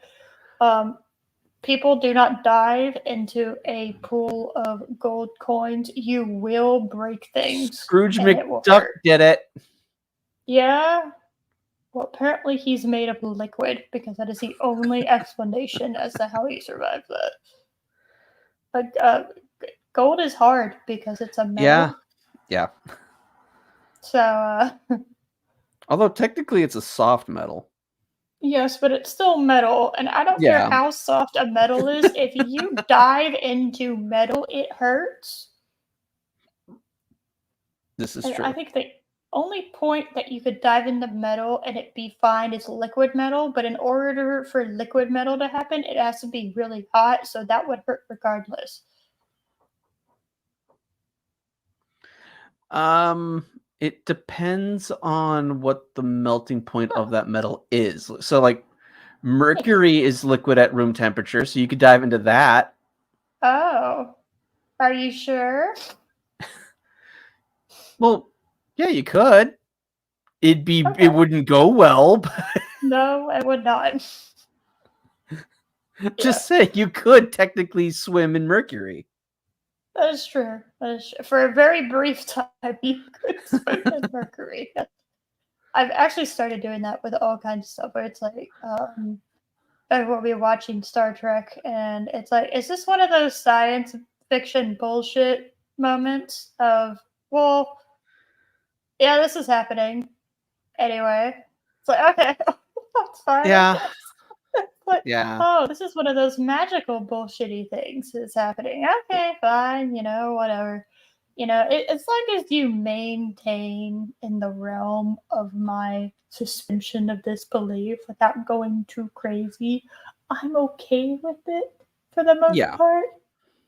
Like, all right, Smaug is apparently just dragons have this like intense desire for gold and that's been in fiction for a very long time. yeah, that's fine. Tolkien added like another layer. They will like cover themselves in gold and sleep in it, and I think it actually, I can't remember if it said in the movie or the book, but it's like Smaug is also like so old, that it kind of hurts. He has like dragon arthritis, and gold actually like solves his dragon arthritis. So he's able to kind of just exist. So the dwarves were picking on an elder abuse by the dwarves then. Basically, they were just like, hey, we're in your like nursing home, Smaug, and we decided that we want to take over. We're going to kick you out of your therapeutic bath, okay? Is that all right? Yes. Yeah, totally. And that's kind of how I kind of imagine Smaug is just like, yeah, he like he has cranky old man syndrome, and he's just annoyed that you kids get off my mountain. Yes, get off my lawn. You dang kids in Lake Town. You getting off? I'm gonna go hunt you down. Yes, reverse the polarity of the Trump. Yes. So I just, I don't know. I kind of find it funny that they're kind of just bullying an old man. When you put it like that, it's kind of changes the story a little bit. Yes, exactly. They're just bullying an old man, and with severe arthritis, and they keep stealing his shit while he's asleep. He had early. and it's It's mentioned in the appendices, but Smaug had early onset dementia. Yeah. yeah. So Yeah. yeah, poor Smaug, man. he, you know, he can only eat like, I mean, you look at his size. He can only eat like 1 or 2 horses because then it upsets his stomach too much. Hard meat is just it's too difficult for him now. Yeah, he has to take a pill. Yeah. He has to take 20 pills if he eats, different types of meat. So Yeah. poor guy. It's sad. It's sad. Yeah, Smaug did honestly. nothing wrong. Yeah, no, he didn't. All right.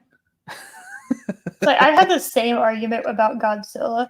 If you watch the Godzilla movie, especially the Heshi, I think that's how you pronounce it. It's the second. It's not like the OG ones. It's like the second iteration of Godzilla movies, and like every single time that Godzilla decides to go destroy Tokyo or some city, it's because they keep fucking with him, okay?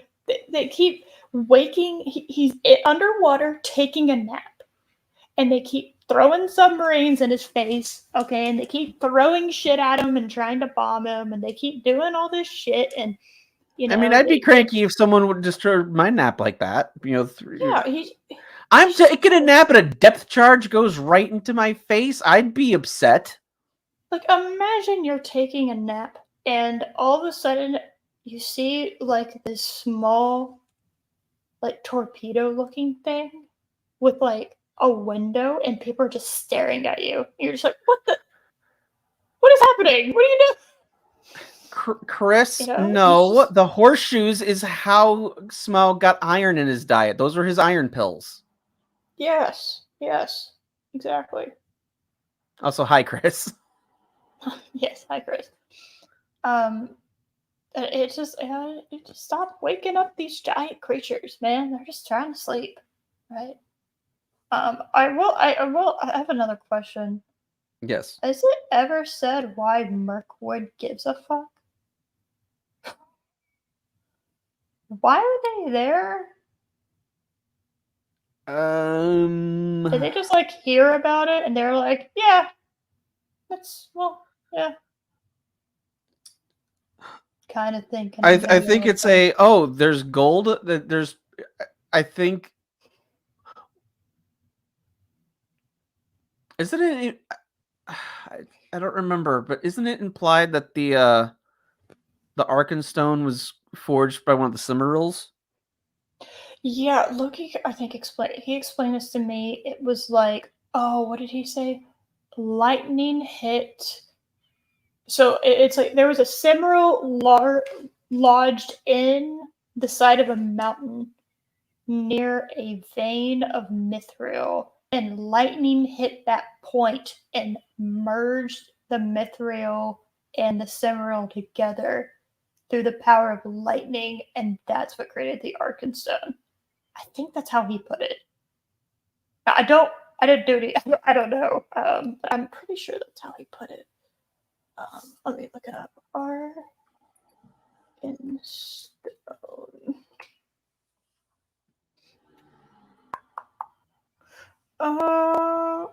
Made of crystal. Thank you so much.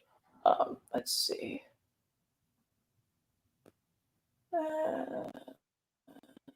No, I want the history.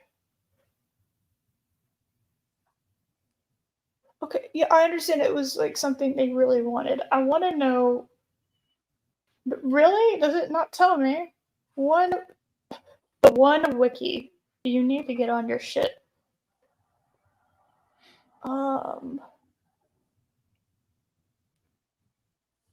Maybe that was just Loki's theory. I don't remember. I don't know.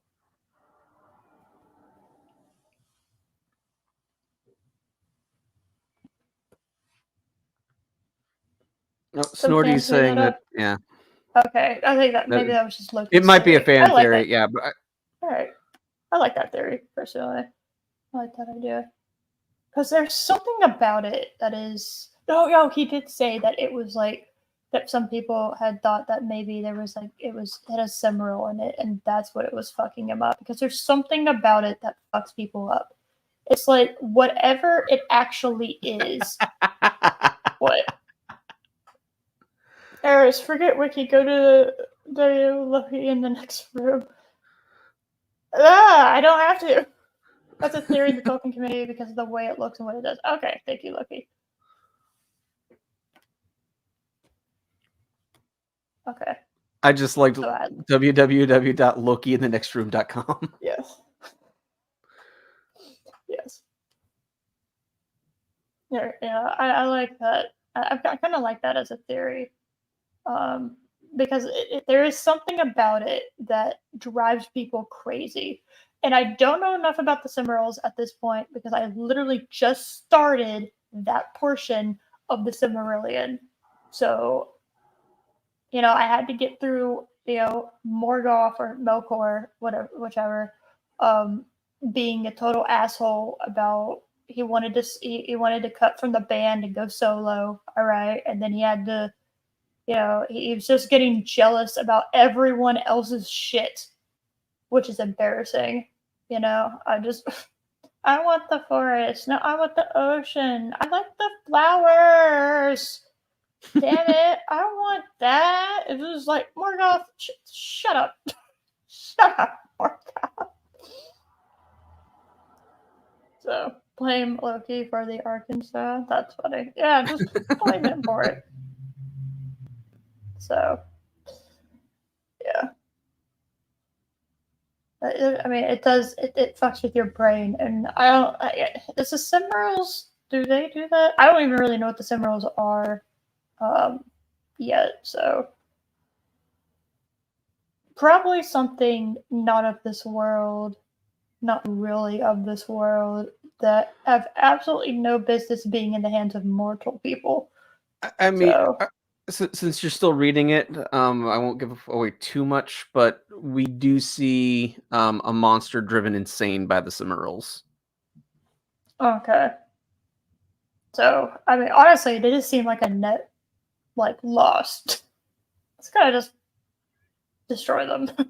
I don't know. It's gotta seem like they don't really benefit anybody, like, on this mortal plane of existence, and kind of like the people that do want them, it doesn't really seem like they're the good people, because that's kind of why Morgoth started all this shit, right? He wanted the Cimmerals? Or was he just being an asshole to the Valinor? Was that he was being an asshole, yeah. Okay.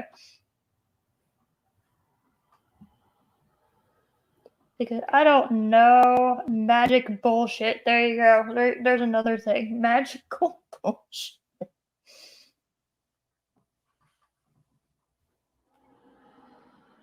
I would assume Morgoth, like I would believe angels are, they can kind of manipulate their form, so to speak, but because there's not really like a binding corporeal form that they have to abide by, like those that the laws of physics I don't think actually apply to what Morgoth is. And kind of from what I've gathered in the little I've read in the Silmarillion, it really doesn't seem like that, because they're otherworldly. They're kind of more like beings of spirit, not.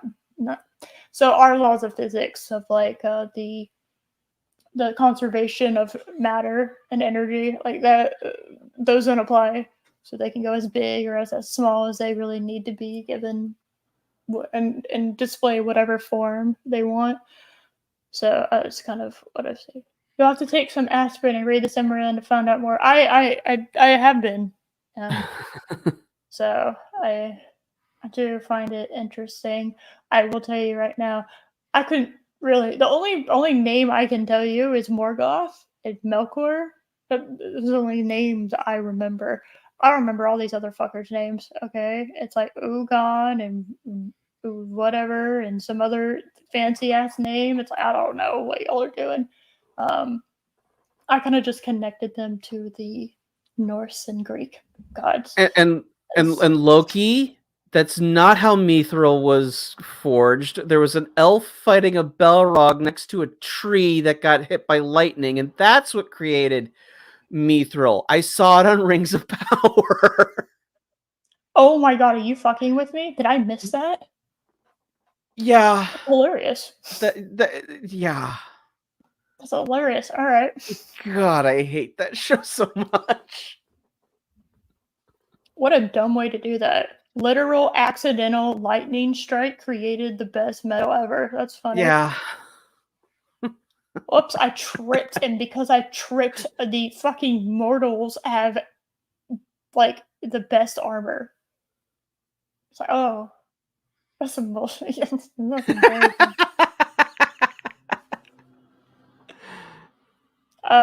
Are you gonna blame me, Chris? Not playing devil's advocate, but I don't see Loki making the Ark and Stone. It would be more in line with Eris tossing a golden apple that turned into the Ark and Stone. Well, to be fair, He's not wrong. Hey, all right. All they had to do was invite me to their stupid party. All right, and they didn't. And because of that, I started the Trojan War. So just, invite me to your party next time. And shit like that won't happen. So. Whereas is described as being like a mountain when fair. Well, okay. I don't see why Morgoth would ever shrink down to our size because, quite frankly, that doesn't benefit him when he's at war at all. That is a net loss for him to bring himself down to our size. There is absolutely no reason for that. They took the theory of the Ark and Stone and twisted it for their own crap. Everything in Rings of Power is stolen or copy pasted from fan. Yeah. Well, I will say that it was really funny watching the showcase with Colbert interviewing the people in charge of Rings of Power because I don't know if Colbert's actually come out and said what his opinion on Rings of Power is, but it was very obvious to me that he did not. He was getting annoyed. Impressed. He was annoyed. He was not impressed with it. He was, because Colbert, for all his faults and lack of comedy nowadays, Yeah. I think that was some of his funniest work I've seen in a very long time. Because it was like he was real. He was like a real person. This is a fandom he's incredibly passionate about. He is a diehard Tolkien fan. Yes. And they came for his shit. They came for his fandom, and he was very professional, and I applaud him for that. But the way that he was kind of snide. He was like, yeah, they offered. It's like, oh, we can let you see, like, at a preview or whatever. And he was just like, yeah, I think I'm just gonna watch it with everybody else thinks so. Or the look on the director's faces when they were talking about The Stranger, and he was like, yeah, I'm like pretty sure that's probably Gandalf. And they were just like, oh fuck. Show hasn't even come out yet. What? You can't guess that. You couldn't know that. But yeah, well, I mean.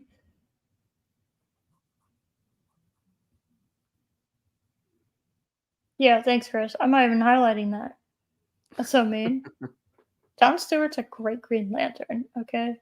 I will say I think I prefer the Planet Green Lantern to John Stewart, but I like John Stewart nonetheless. Yeah. So. But yeah, it's been a very, very long time since Colbert was funny. Yes. The only other time I think in recent years, and I mean since like 2010s, recent years, during the 2016 election cycle, when people were doing like the debates and all that kind of stuff leading up to it, he had a very funny segment because there was like 50,000 Republican candidates for some reason, which I thought was embarrassing. And he made a segment on his show the it was, I can't remember what he called it, but he had a Hunger Games theme. And it was very funny to me because he treated it all like it was like the Hunger Games were happening, and that was what the debates were for the Republican. And every time a candidate pulled out of the race, he did it like in their honor, like they fucking died in the Hunger Games. And it was a cannon went off, and he looked up, and it showed their name and like where they were from, and that was pretty funny to me. It added that he actually like dressed up for it, so he put on a blue wig and blue eyebrows and stuff, and kind of acted like the host of like the Hunger Games kind of thing. But that was funny to me. But the second that all that happened and the primaries were done and the candidates were kind of chosen, it stopped being funny because that was the funny segment to me. So I don't know. That just seemed funny. So, I'm trying to think. Is there anything else? It's like there's like chunks of the Hobbit movies that if you removed, it would be fine. Yes. Like I said, the Necromancer sub story that should have been like a special edition or like bonus feature or whatever, or like its own like mini like a short movie or short film or whatever. You cut Taro out. I don't actually mind the character. It's just like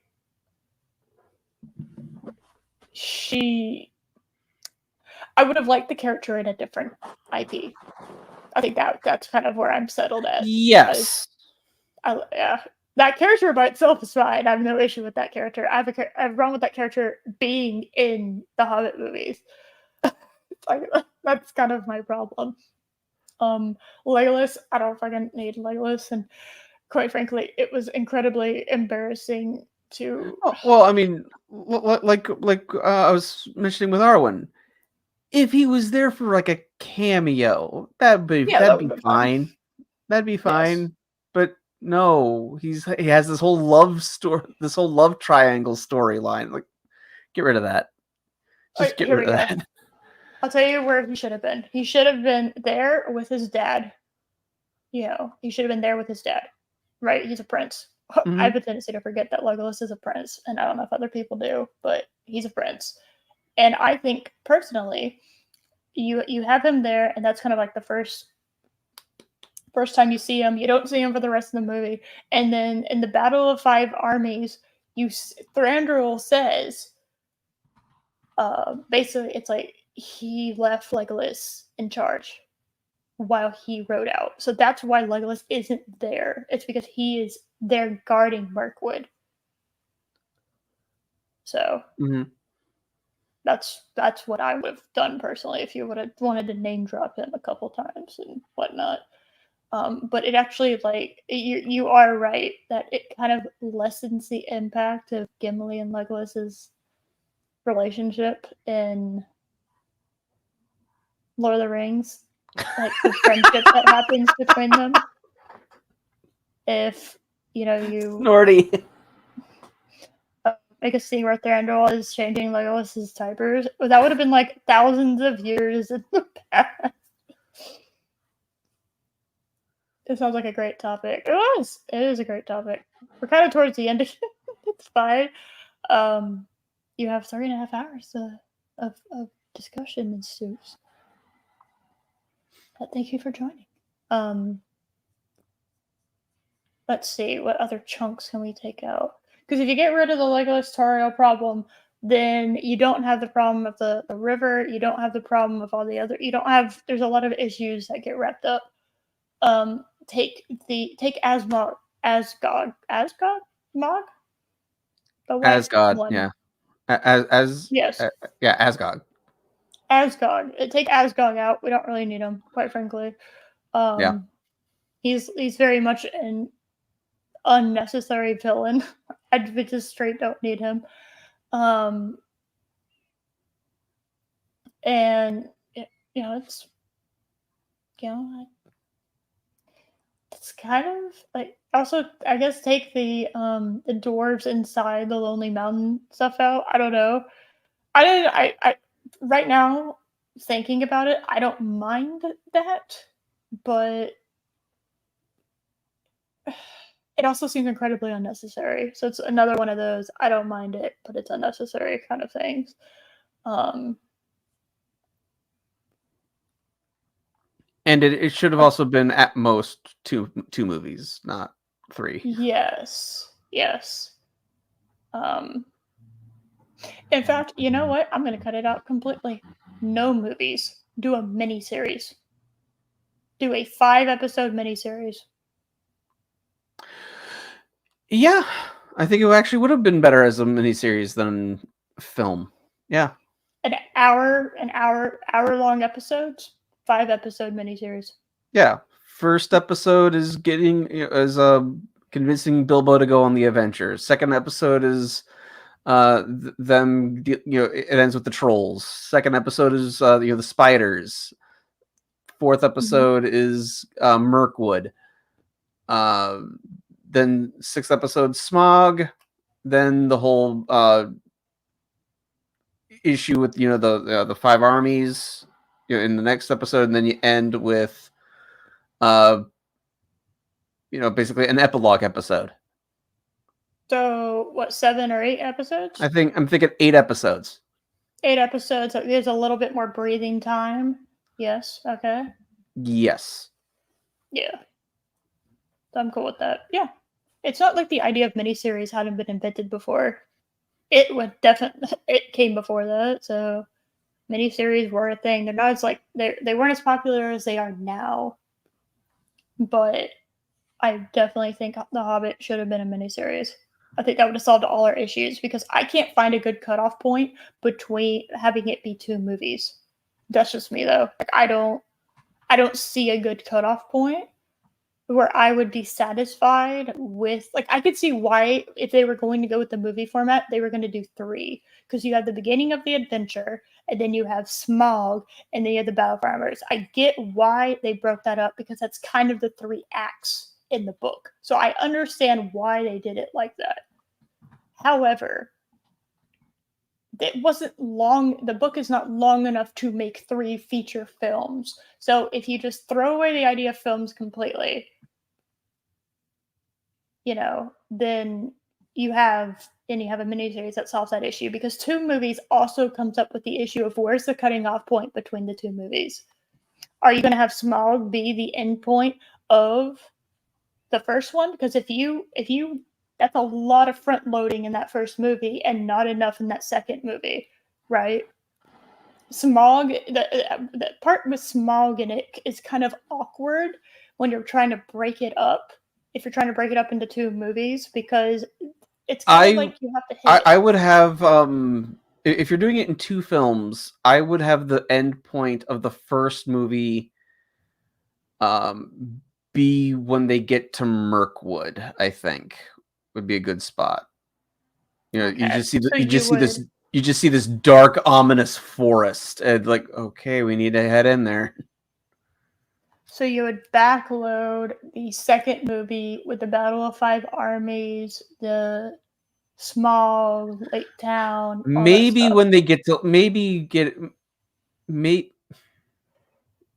you know what? Yeah.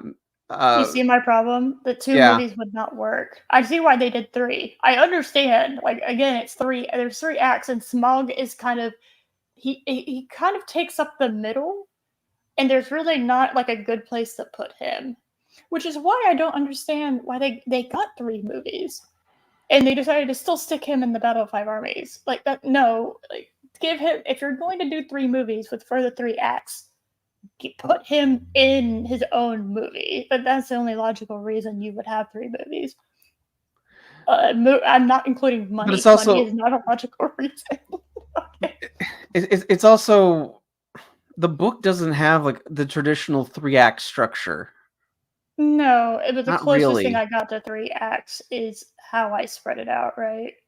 even if you look at lengthwise, like you're front loading that first movie, the second movie is going to be shorter but still long, right?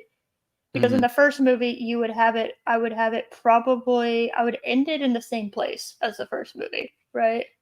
Like, After not a you bad deal with the place to end. trolls, after you deal with the Yeah. trolls, I think that's a good spot to end the first movie. But then you have Mirkwood, and then you have, so not only do you have Mirkwood, but you have Lake Town, and then you have Smaug. That's a lot to cover in that second movie. But then the Battle of Five Armies, that is maybe an hour and a half long movie, maybe. And I am giving you a lot of like flourishing and breathing room, and there's a lot that I'm adding for that hour and a half. That's more like an hour long movie. And so it's like, because it sounds grand, the Battle of Five Armies. It was very short in the book. There was not a whole lot for like a movie to be in, right? It's like, would you have Helm's Deep be an entire movie in and of itself? No. No, I wouldn't. That's just not, there's not enough room for it. And Battle of Five Armies was shorter than Helm's Deep was in the book.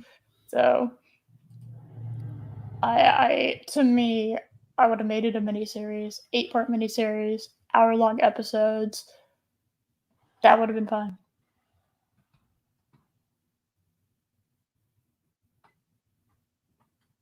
The Battle of Five Armies is basically a short sequence of, so you start with, Smaug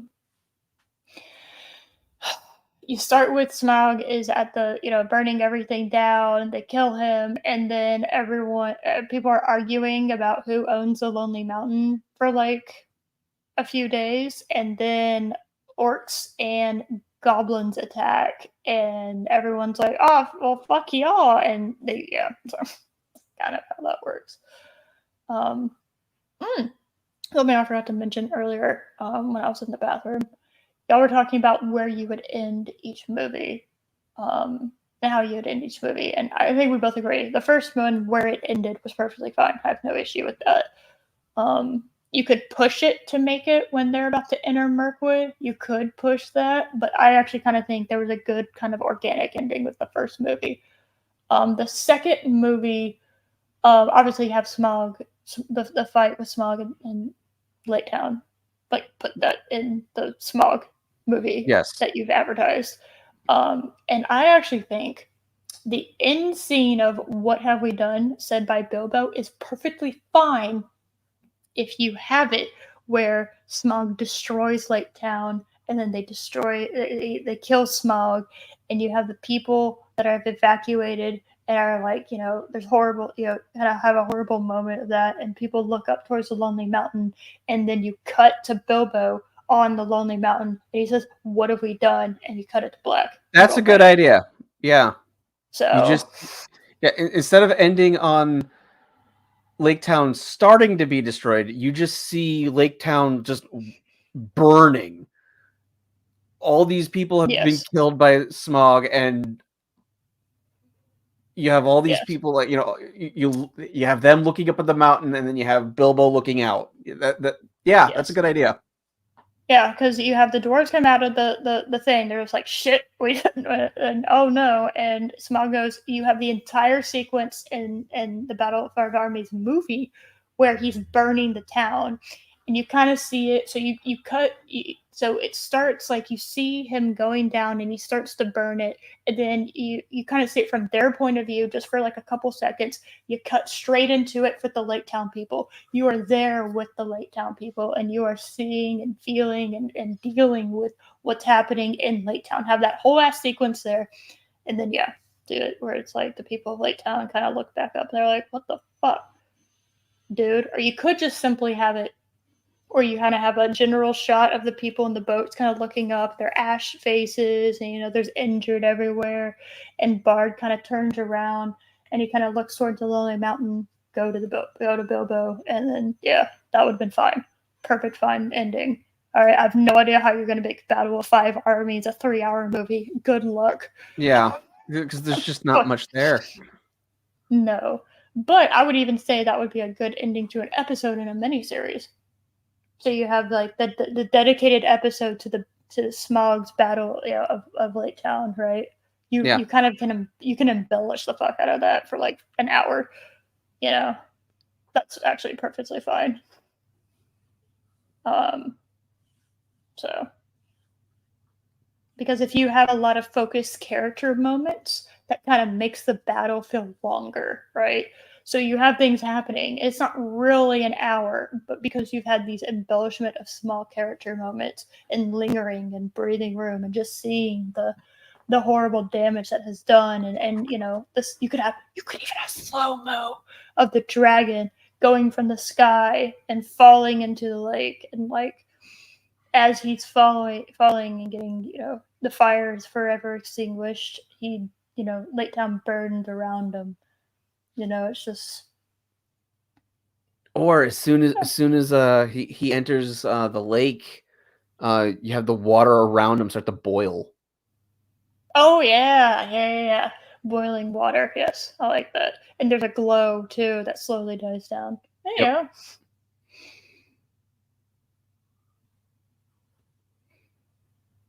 And then you have did dead it. fish come up too.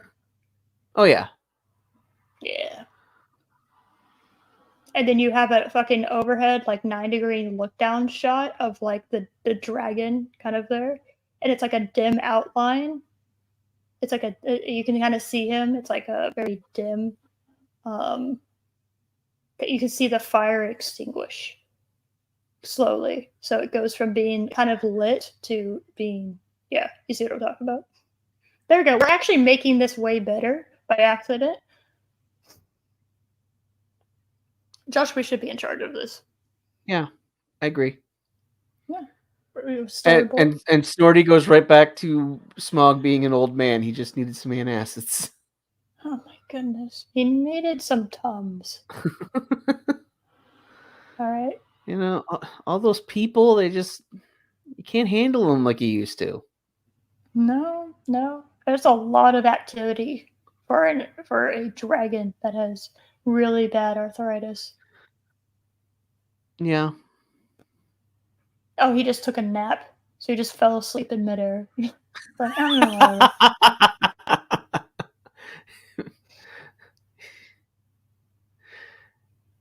His eyesight's not very good anymore, so that's why he crashed. He didn't mean to. Yes. And when you get older, your reactions aren't as sharp like they were. So No. Yeah. Word has it that his Smog's children have been trying to get his flying license taken from him, but he refuses to give up that independence. Yes. Splash.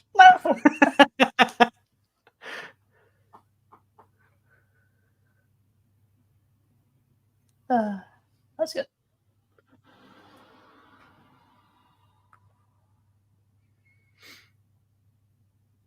We did it. We did it.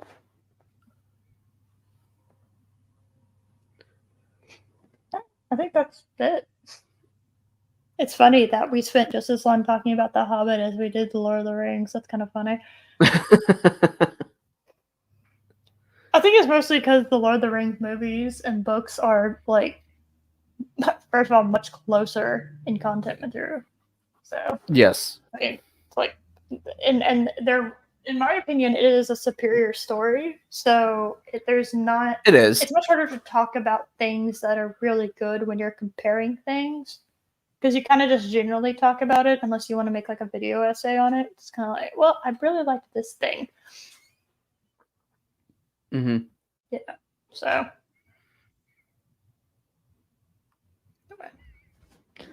Well, I think we're done.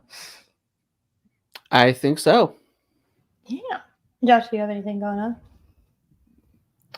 on? Keep an eye on Sugar and Spice on Tuesday. Ooh. Okay. But yeah. For reasons? For reasons. Yes. Oh, so I missed a thing? What did I miss? I missed one day. Are you just fucking with me? So if Smog fell asleep while flying over Lake Town, does that mean he remained at the bottom of the lake until the lake dried up and became Los Olmos? Oh my goodness. Oh my goodness. To hell with the end of the second movie. It can burn in fires of hell. That's why we fixed it. Did you not hear the part where we fixed it? Yeah. We made it better.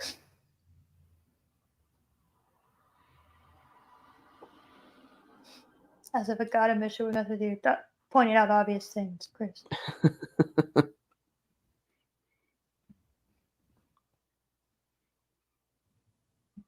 Oh, can you give me like 1 second? I know we're ending, but can you give me 1 second? Okay. Okay. So I would say I personally prefer the book over the films.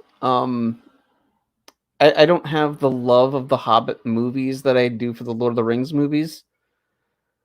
Mainly because there are a lot more changes that are unneeded. So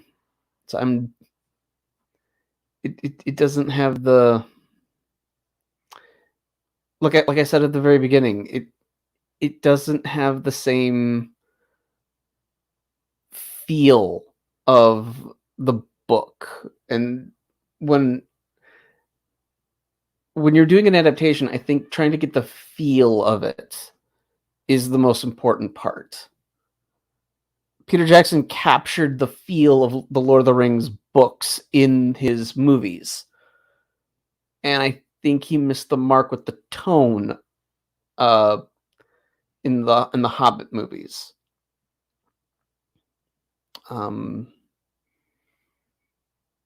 So it's not to say they're bad. They are still decent movies. They're just not. I just don't think they're as solid as the Lord of the Rings films. Yes. I would agree with that. The Hobbit is a charming little book. It was amazing that Tolkien could take a relatively minor part of the book and weave into a 3-book epic.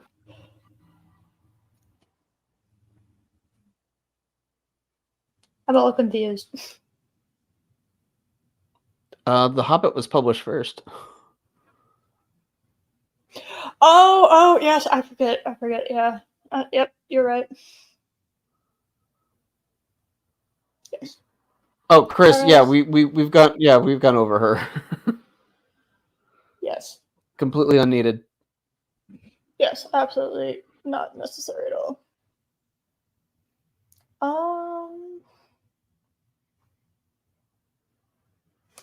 Let's see. Yeah, I mean, we've gone over pretty much everything. And I think you're right. I think it has more to do with the feel. Oh my God, Nordhoff. Oh my goodness, we're ending it. But thank you for coming. One of damn. Hams. Wow. Snorty is savage today. Yes, he is. Yeah, I don't think it captured the feel of it as much.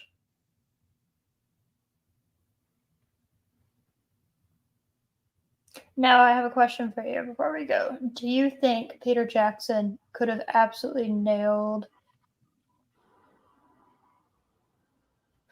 let's see how to put this, the Tale of the Silmarillion, like the shorter stories of the Tolkien lore? Do you think he would have nailed that?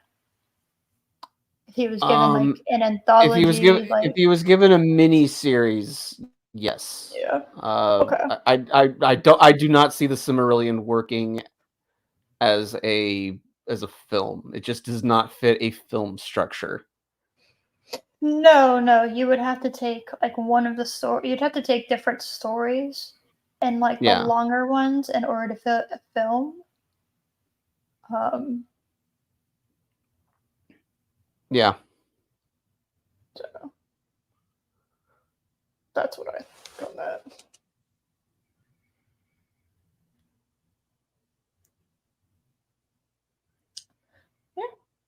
So you. but I think so- I'd be interested to see what he could do if he was given uh a miniseries and the studio basically said have at it and just kind of left him alone. Yeah, I agree with that. So, all right. So our conclusion is movies, book, okay. There we go. Book is good. Book is Yeah. good. Yeah. Movies are. Yeah, the book is pretty good. The Hobbit, the Hobbit movies are, they're all right, I guess. I will take them. It's one of those. It's like like the Star Wars prequels. You're kind of just like, they're all right. Like whatever, they're okay for the most part. Whatever, I guess. If we don't think too hard about it, and there's certain things that are really stupid, but if they're kind of fun just to put on, And I can deal with that way better than the sequel trilogy, and I can deal with that way better than the fucking Rings of Power. So Yeah. kind of funny that happened again. There's there was a thing that people didn't like, and you made a thing that was so much worse that everyone looked at that other thing that people didn't like before. And they were like, you weren't that bad.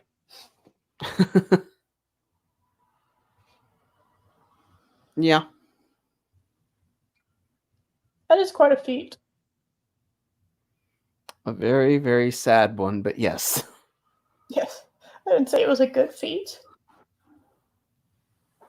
I said it was just a feat.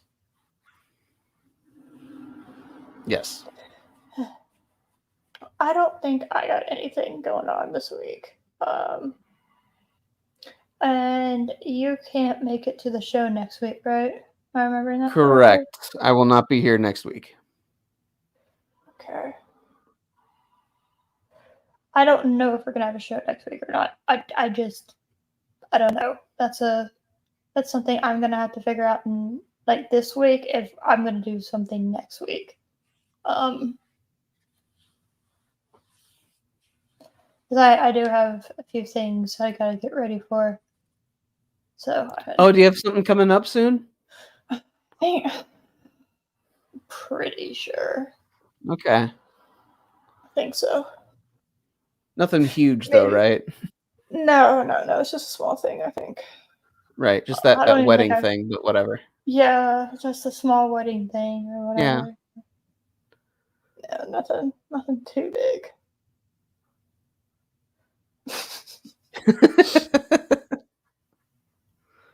So, and also, we really haven't had a chance to like decorate because we've been so busy. So that's another thing. Just a small thing. Yeah. Yeah. Yeah, just a little small thing. Nothing too. Yeah, just a minor little thing. Yeah.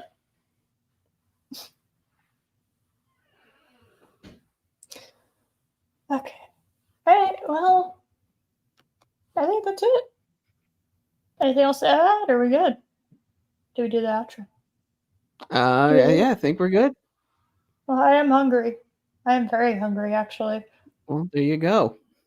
No.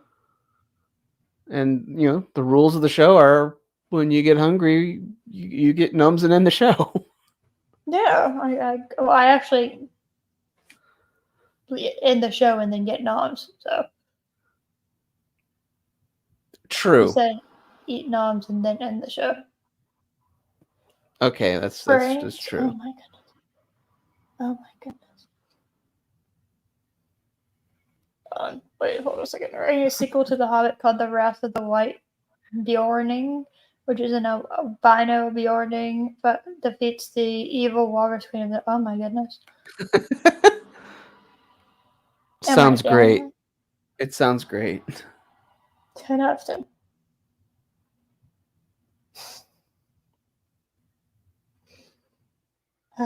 Bye, everyone. Bye.